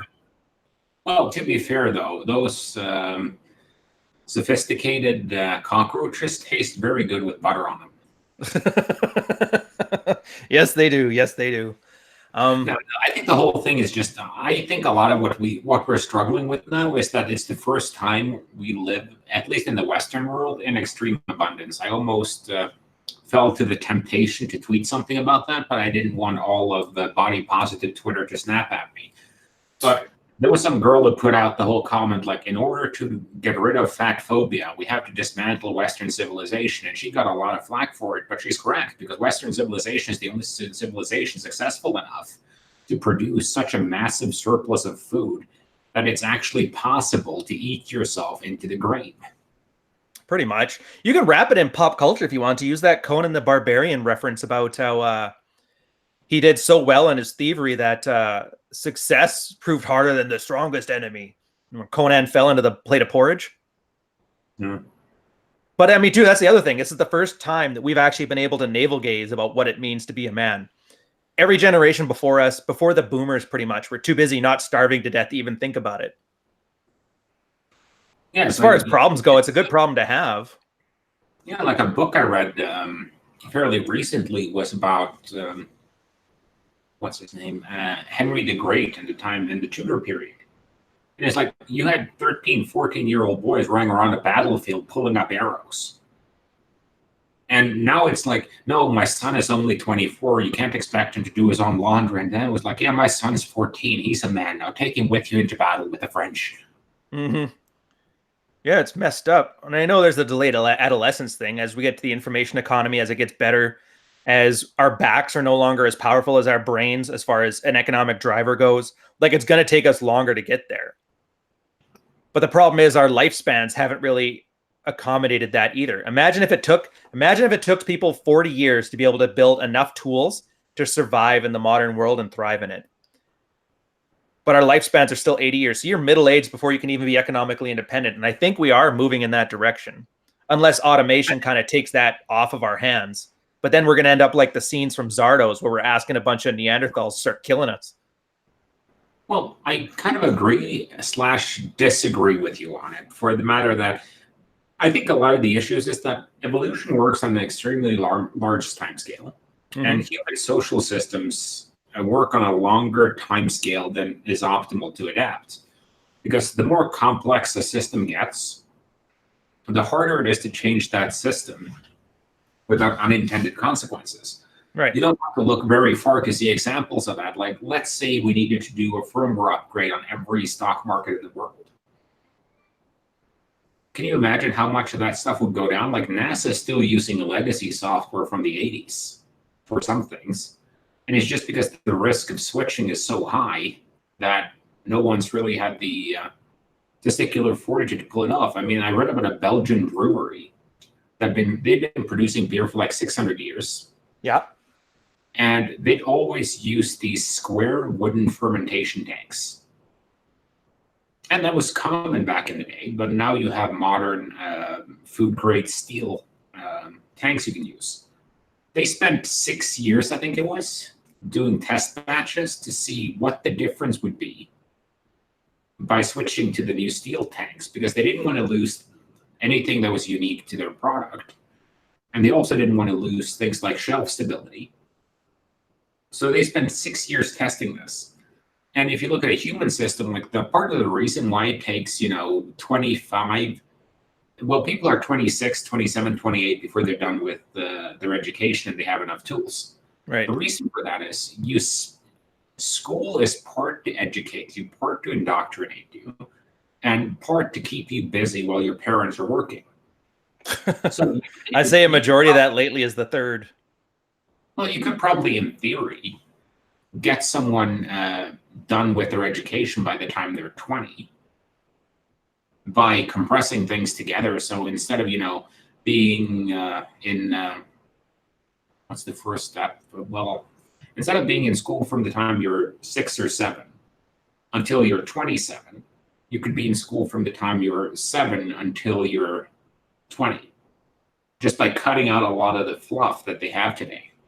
Stuff that you could learn on your own. I would say a big part of that too is segregating people by their IQ. Ones that learn faster will obviously be able to go through faster than those who can't. So even if you couldn't get everybody out by 20, you could probably get a good percentage the way things are now. Well, there are just a lot of unnecessary things. Like if you figure out fairly early that, okay, this guy has a great aptitude to be an engineer. Mm-hmm. Do we really need to put him through a bunch of foreign language classes, a ton of history classes, sociology classes, and so on? Or can we just like throw him straight into like a math and STEM heavy program?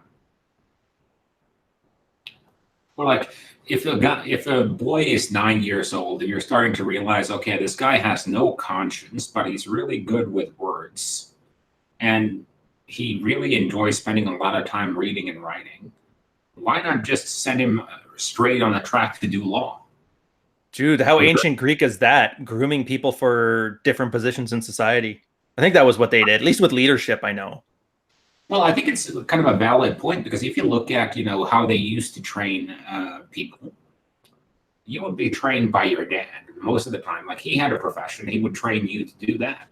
Mm-hmm. And the same thing with kings, like you would start to teach the aristocrats to fight, to do warfare, to do diplomacy and politics when they were like 7, 8 years old. Like Aristotle was tutoring Alexander the Great from like the time he was 6, I think. Yeah, and that's the thing. Like back then it was nepotism. So they always talked about bloodlines and that. And then the one big change from there to, I want to say the Industrial Revolution, but it might be the Enlightenment, don't quote me, where it switched from that to an aptitude-based one. So guys who, at least the ideal was people who had more aptitude for certain things were pushed towards that. I don't know when it got homogenized to the extent that it is now, but sometime between 1900 and 1970. I'll blame World War I. I blame that for everything anyway. I'm one of the few guys that think the First World War was bigger deal than the second. So, well, to some extent, I agree with you. The First World War was a disaster on a human scale because you got rid of a lot of guys who would have helped shape the world for the next generation. Same thing with World War II. Then again, I think those cases are. I think war is good in the sense that it thins the herd. Because like my biggest concern right now, quite frankly, is that we have too many people who shouldn't be reproducing. Yep. Like, if you have to put up like stuff to block kids from sticking knitting needles or whatever into light sockets, that kid was supposed to die from evolution's perspective. He was not supposed to reproduce. The kid that's allergic to everything and dies if someone, touch them with a peanut. No, but it's like we can't serve peanuts on this flight because we have one guy in first class who's hyperallergic. That guy was supposed to die. So we don't have any of these natural mechanisms to get rid of people who probably shouldn't reproduce. And it sounds very eugenicsy to say that. But we're already doing crowdsourced eugenics anyway with women and abortion. So it's only to extent of how far into that rabbit hole do we want to get. Yeah, I like how you were almost Freudian slip there and said crowd horde eugenics. God bless those whores. Whore away, ladies. Whore away. I think that's one of those things we have to deal with. Like, to what extent do we want to do? Because, like, once you can do screenings of a fetus to determine, let's say you could get good screening in CRISPR. So you could go in, you could see, okay, this fetus has genetics, so this guy will have heart disease when he's 45. You can go in and rewrite those genetics. Should you? And women will. They got the kind of vanity where they would love to have designer babies. I guarantee it. There'll be a certain level of like those traditional conservative ones that any life is meaningful but I guarantee you there's going to be way more of the ones that are like, you know what, I want mine 6'2", or I don't even want to have them. They won't even sleep with a guy if he doesn't meet these like baseline irrational markers that they make up. Who's going to expect that it's not going to happen there inside the moose knuckles? Oh, I expect it will, but it's just a question of how far do we want to get into it, and to what extent do we want to do it? Because, like, Jack Napier, I like how we say we. Let's face it, it's not we, it's she. How far does she want to get into it? Yeah, well, Jack Napier had a great point, and that this is very simple. China has all the technology we do, but they don't have a lot of the moral hang-ups that we had, because anyone who had moral hang-ups got kind of 86 during the Maoist regime. Oh, yeah. So China's going to dominate genetic engineering,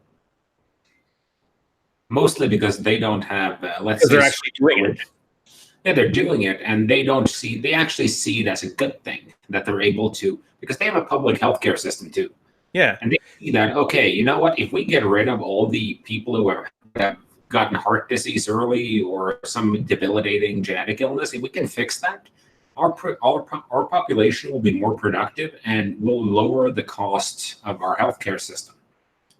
So in China, you can say a lot of bad things about China, but they are pragmatic as God knows. Like, they'll go into Africa and they'll make deals like, okay, we just want this resource, or we just want this land. You can do whatever you want on your government level. We are not getting involved with your politics, and we'll give you aid, we'll help you out, whatever, as long as we get what we want. If you get the same thing from a Western nation, is, yeah, you need to introduce human rights, you need to introduce democracy, and the cost of doing that just becomes too big for a lot of these countries. And I'm not necessarily convinced that you could even do democracy in a lot of nations, because I think you need to get to a certain evolved point before democracy becomes effective. And Thomas Jefferson, I believe, said it best when he said, for democracy to work, you need an educated population. And if it's one thing the West currently now proves, is that we don't have that. Oh, I agree. And that's the thing. Every democratic system, whether parliamentary democracy or Republican one, they were never enforced. It was always a grassroots movement. And it always came when there was enough of a solid middle class that they actually could demand it. So you're right. I think the democracy comes at the tail end of economic and intellectual development. It's not the cause of it. And I think you're right in that. Like, sure, maybe some of the worst parts of the Middle East would probably be great as a democracy in like 100 years or so. But even China now, like, they're not there for it. They may have our technology, but if you were to look at them historically, I'd say they were what America was like in the early 1900s, back when steam engines and that were just getting out of the way and they got good vehicles. Like, people are just starting to get out of the sticks now. Yeah, they are. But what you have to look at is they do also have democracy in their own way. You have a lot of voting for representation on the lower levels. Yeah. It's just a one-party state. And to some extent, I think because I'm not sure if you've heard about the short-termism in financial markets and business in the West, because the focus is always on the next quarterly report or the next annual report. So doing like initiatives where you lose money for 10 years. Oh yeah, they're just not done. Yeah, they're not above board because no one wants to do that. And same thing with it's not even that you don't want to, it's kind of codified into corporate law that you would actually be sued by the shareholders if you did attempt to do that. Yeah, it's the same thing with in government. It's like, if everyone's elected for 4 years, it takes, let's say, a year or two to get your footing and get every cabinet position in order and to get everything lined up. Then you have 1 year to do something before you have to get right back into getting reelected. That can actually lend itself to short-termism, because you have to kind of go and appeal to the voters. Well, that was the whole reason why the Canadian Senate is appointed. It's not even voted for, and it's a lifetime appointment. So that way that public opinion doesn't sway them. That's the theory anyway. They tend to just treat it as an overboard buffet. But yeah, well, and also the thing with China too is that they do have, once they decide to change something, they change fast. So they're starting to deal with the pollution issue, for instance, because they realize that no amount of economic growth and prosperity is going to satisfy people if they can't breathe. So they're starting to clean up a lot of that stuff. But this is not supposed to be this whole China praising thing is just kind of the, I'm not sure how we even got into this, but I don't know. When was the last time we talked about sexual dynamics? well, to kind of tie it up, a lot of the time though, we get into the same issue with sexual dynamics because guys want the short-term solution. They want the thing that grants them the most possible growth in revenue This quarter. by the end of this quarter. So it's never like I've had this talk with like I think it was Drew Bai. I'm not sure how you pronounce his last name. I would say Drew Bay, but that might be because I hung out with a lot of Newfoundlanders. So but anyway, I had this discussion with him, and the whole thing is, no fitness trainer ever sold me. It's going to take 104 weeks of you monitoring your diet and working out 5 times a week until you puke. No one ever made money selling that program, but you can make a hell of a lot of money selling the six-pack abs in 6 days. Like what's his name? Tim Ferriss is kind of the king of that stuff with like the 4-hour work week, the 4-hour body, the 4-hour wife. It's like they turn anything into like, okay, if it takes 4 hours and you get all the results you want. And I think that's kind of the attraction to a lot of these short-term programs is that guys don't want to work for a long time. They want results now. Yeah. Why wouldn't you? Everything else is now. I can order from Amazon. I'll have it in the morning. Yeah, that's all you've known. And I think that's why a lot of guys are attracted to Tinder as well. Is just because it's pussy on delivery. For the few, the proud, the chads. Well, here's the thing. So it's something I found, and it was from my limited corporate experience. I know you got me beat on this, but I'm sure you'll correct me if I get something wrong here. When I was pushing a project, and I know it's a corporate way of explaining this, but it gets the point across. I always knew there was a long-term solution, something that we need to do, and it takes so long to get there, but you're never going to get that whole thing approved. So you have to break it down into easy deliverables while keeping the long-term strategy focused. And this is where I really like red pill stuff because, yeah, people aren't going to do anything if you don't offer some kind of milestone. And that in this case is like getting your dick wet. And let's face it, for most guys, 6 months of some decent work, you could probably get at least one vagina under your belt. But then at the same time, that's just a bait and switch. So you're selling guys pussy, but then you're switching it with self-actualization. So I don't know if there's an economic or political version of that, but I found it's the one that tends to work the best. Because I know, and Chesty will agree with me on this. For the married red pill, guys come there for one reason. My wife won't fuck me. And they say that almost every time. And they get to the point of desperation. They just literally type that into a search bar. And then oddly enough, one of our posts come up from the subreddit.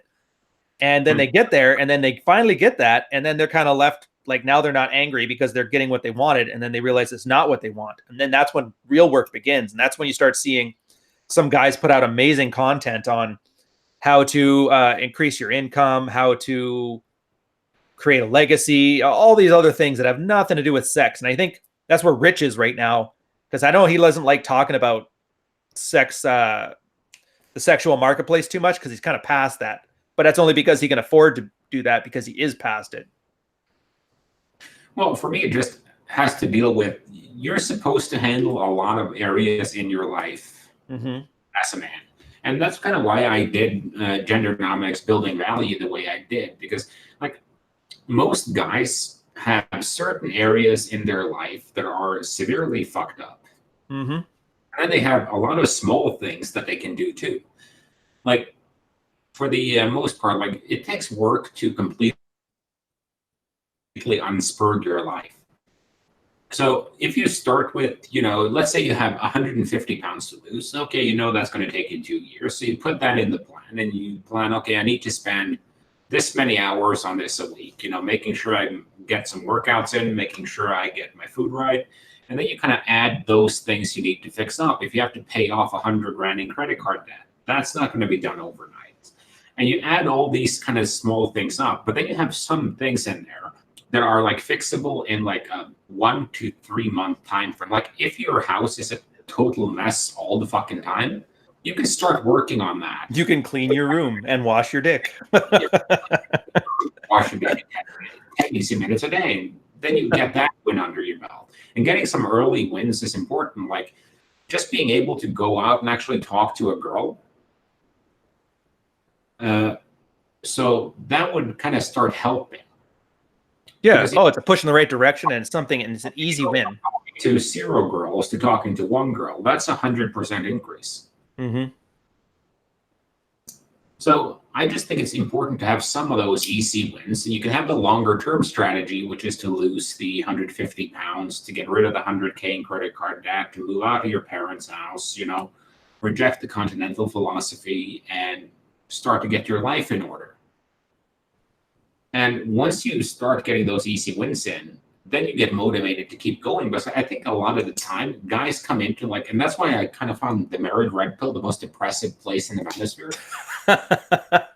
More than dead bedrooms. Tisk tisk. Well, because I've never been to that one, but you get into a thread and it's like a guy's laying out his life story because for some reason they always do. Mm-hmm. And you get down to brass tacks and you find out, okay, the guy is broke. The guy spends, you know, all this evenings playing Fortnite. The guy hasn't eaten. The guy considers pizza sauce a vegetable. The guy thinks Jim is a dude. And the guy, he expects his wife to blow him, but the last time he washed his dick was during the Reagan administration. Not to mention he picked a horrible fixer-upper of a wife thinking that she would reward him for his altruism. Captain Save-A-Ho reporting for duty, right? Yeah. So it's just, they have so many problems in their life that you kind of have to untangle that Gordian knot.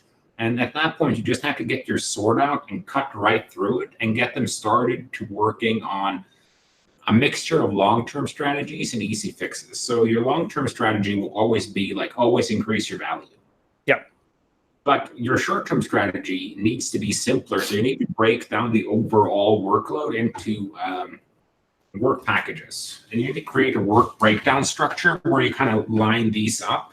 And I do it using something called a critical path map in Gendernomics 2, where I break down all these different deliverables and chart them according to how much time are they going to take. Because you don't unspur your life in a day. That takes time. It's like, I remember some guy said about weight loss at one point. You can't expect to take off weight that it took you 15 years to put on in 15 days.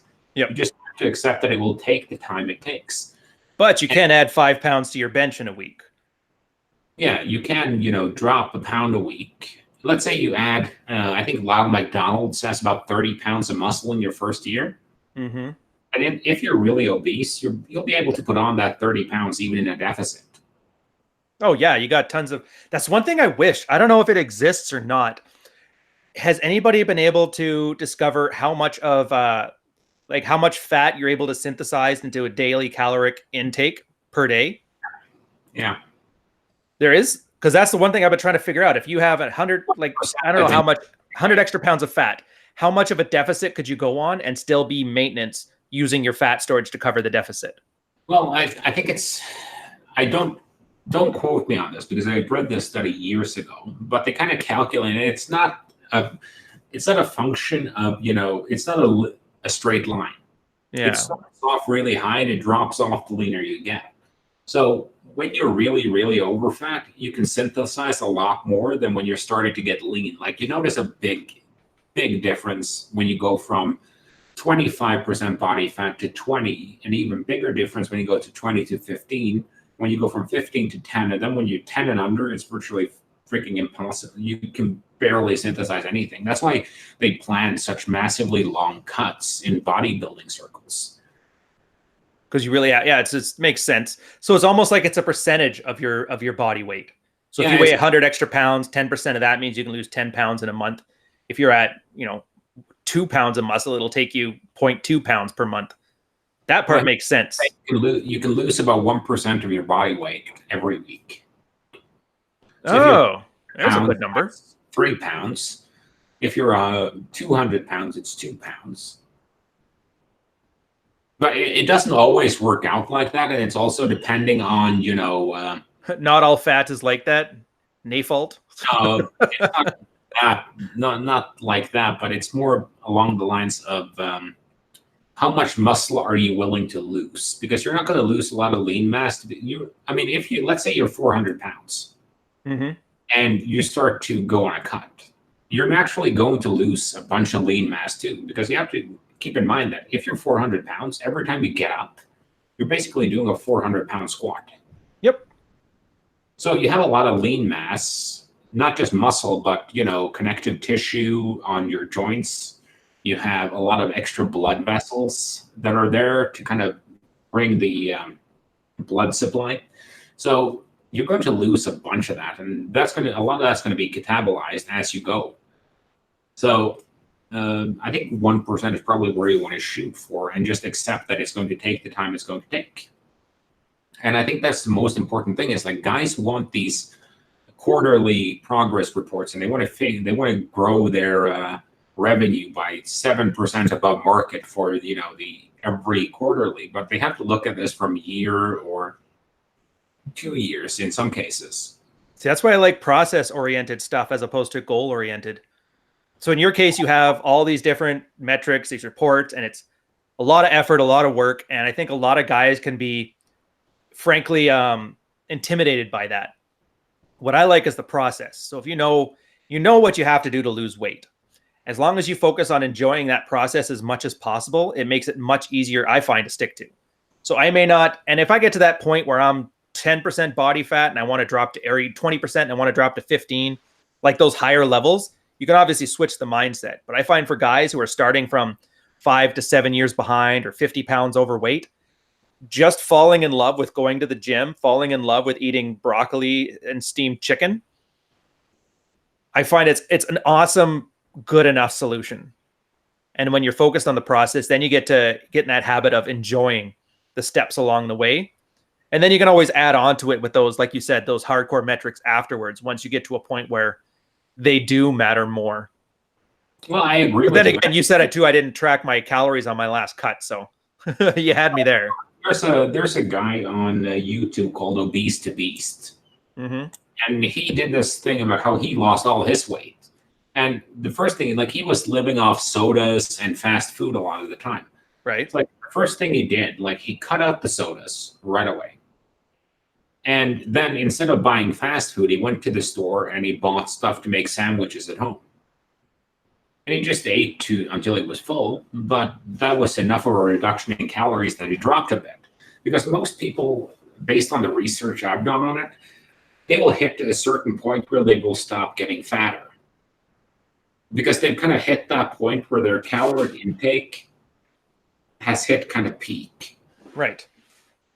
Because it's like you and your PD scotches, it's self-regulating to a point. Like, you may overeat by 1,000 a day, but over time your weight will normalize to that level and you won't gain anymore. And it's the same thing with, weight loss. Just going from eating fried chicken and burgers to a ham and cheese sandwich is going to cut your calories enough to drop weight. So if you just have a little bit of weight to lose, just put yourself in and you don't care much about doing it fast, just put yourself in just half your carb intake at every meal. Yeah, there's easy ones to that too, where you just, whatever you put on your plate normally, just leave a third of it. Like, you don't even have to track it. You can eyeball it. And then once you get to a point where you're like, okay, I've been trying to cut for 6 weeks, but I haven't lost any more weight, then you might need to add something else to it. And just go that route. Don't throw everything in at once, because you're going to hit plateaus anyway. So just kind of do what you have to do. Well, do the minimum you have to do in order to get the progress you want. Yeah, buy smaller plates. Eat less of food on the plate. So many easy wins, and it ties into your idea of long-term strategies and short-term gratification that assists the strategy. Just by doing these small things, you're working towards that goal, and track them as best you can. But I do like how you add sophistication as you improve. And I think that carries over from sex and anything. It's like you said, maybe just walking around and asking 50 people for the time to lose your approach anxiety. That's a quick and easy win. That's a short-term metric. You don't have to track it. You just have to count to 50. But then after that, maybe you want to work on openers. Maybe you want to see if you can get 3 indicators of interest within a minute in a conversation. Add on to there. If you can keynote escalate and have a girl respond positively to it as opposed to me tooing your ass. And then get to the point where you could sleep with a girl within, a week if you had to, regardless of what you're doing, where they drop you off. And then from there you realize, okay, and yeah, it's all incremental, building on top of that. Well, then after that, maybe I can negotiate for a better salary or. Like I said, just make increment, because I did this whole thing last year. Yeah. Just to kind of screw with people. And I had this one Twitter message that I put out every single day. And it started on January 1st and it ended on December 31st. And it was, if you put $1 in the bank today, you would have this much money. And the whole point in doing that was people don't understand the concept of compound interest and compounding. So they don't see that they're desperate for the whole sum now, instead of focusing on, well, if I focus on the long term here and do a little bit of incremental progress every single day for a year, all that adds up to a lot.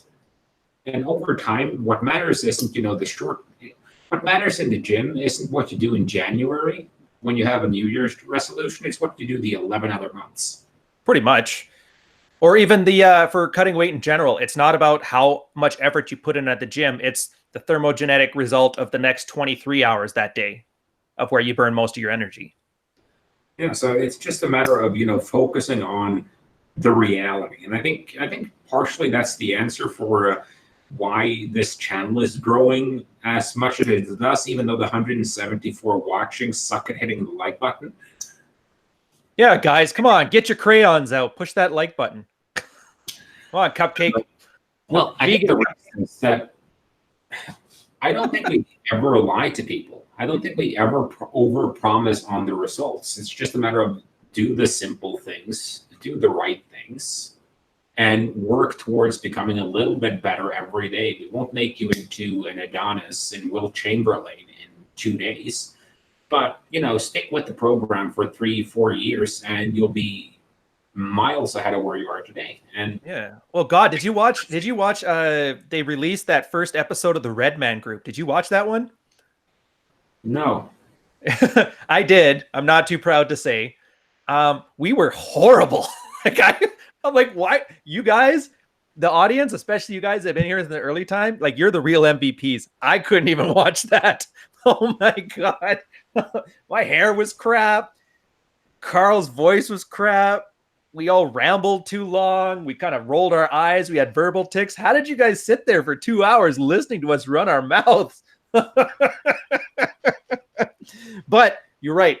We were honest. And I remember, and it's the last time I'll mention this douchebag's name, Pat Stedman. He was flexing on not being me, essentially, which good for him.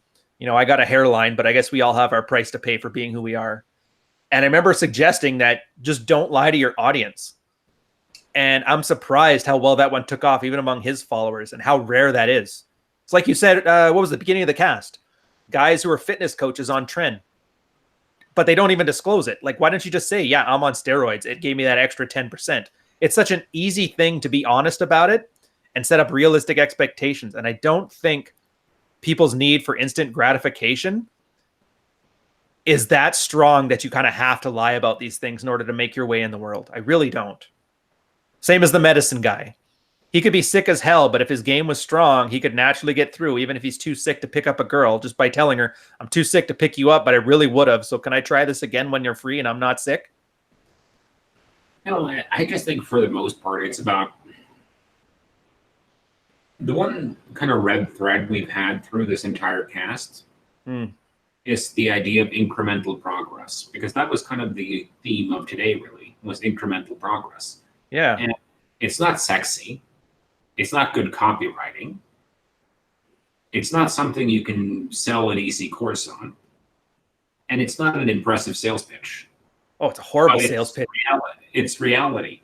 And that's what you have to live with. Like, if you're 7 years behind your peer group in social interactions leading to sex, yeah, you're going to have to put in 7 years worth of work ideally in a shorter time than 7 years. That's why I like the old 100 approaches thing. That's why I like the idea of having a layer that was out charging 4, 5, 6 times a week. Because, Chad isn't out charging 5, 6 times a week.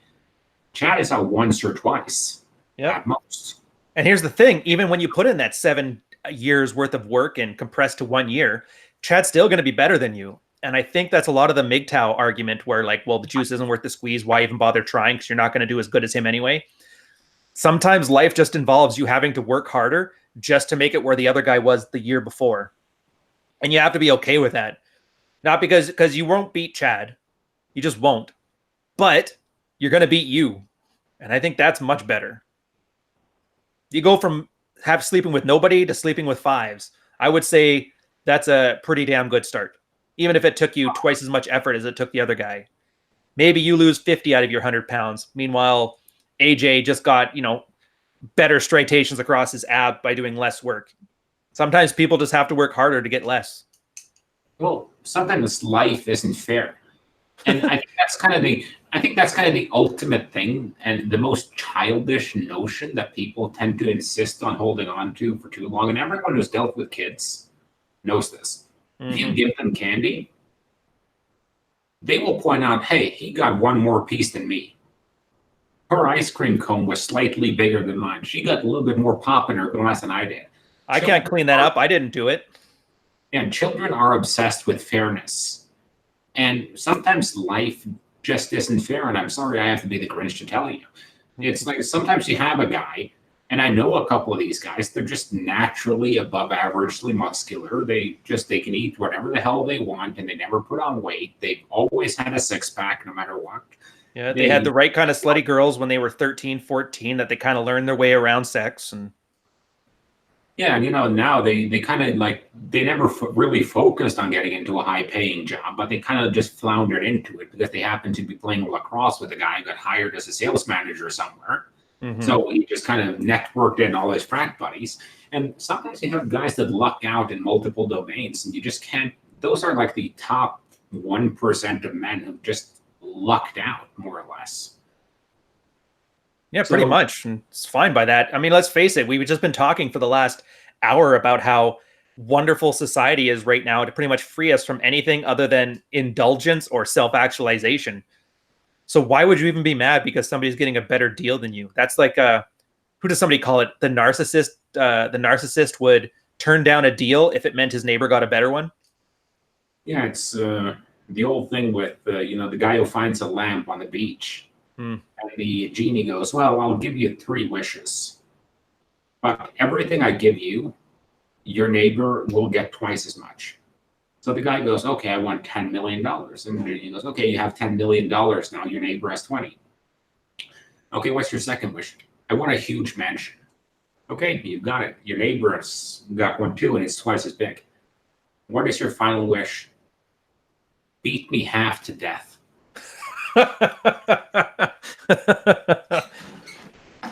Oh, and that's, I know we're running late on timer. We're going to start in another 15 minutes. So I'll just end on this. The part that drives me the most nuts about that is it's guys willingly self-sabotaging themselves just to stick it to somebody else who doesn't even care. I'll never understand that. Yeah, well, I just think you just have to stop comparing your progress to other people's, because you didn't start at the same time and you didn't start from the same place. The only person it makes sense to compare yourself to is yourself. Yeah. And it sounds like pablum, but we just spent 2 hours mapping that to somebody's actual life. So don't give any of this wash your dick nonsense, guys. Do you hear this? All right. Well, I guess at this point then we should let it go. We got Rolo starting us up. So we're going to Rolo's channel for Rule 0 this week. I think we're at about 12 minutes, so I'll catch you guys later. Hey, thanks, Carl. This was a lot more fun than I thought it was going to be, just ranting about politics and art. Oh, yeah. Well, art is your thing, so. That's all right. Politics and being boring is your thing, so we may do. That's good. All right. I'll see you in a couple minutes.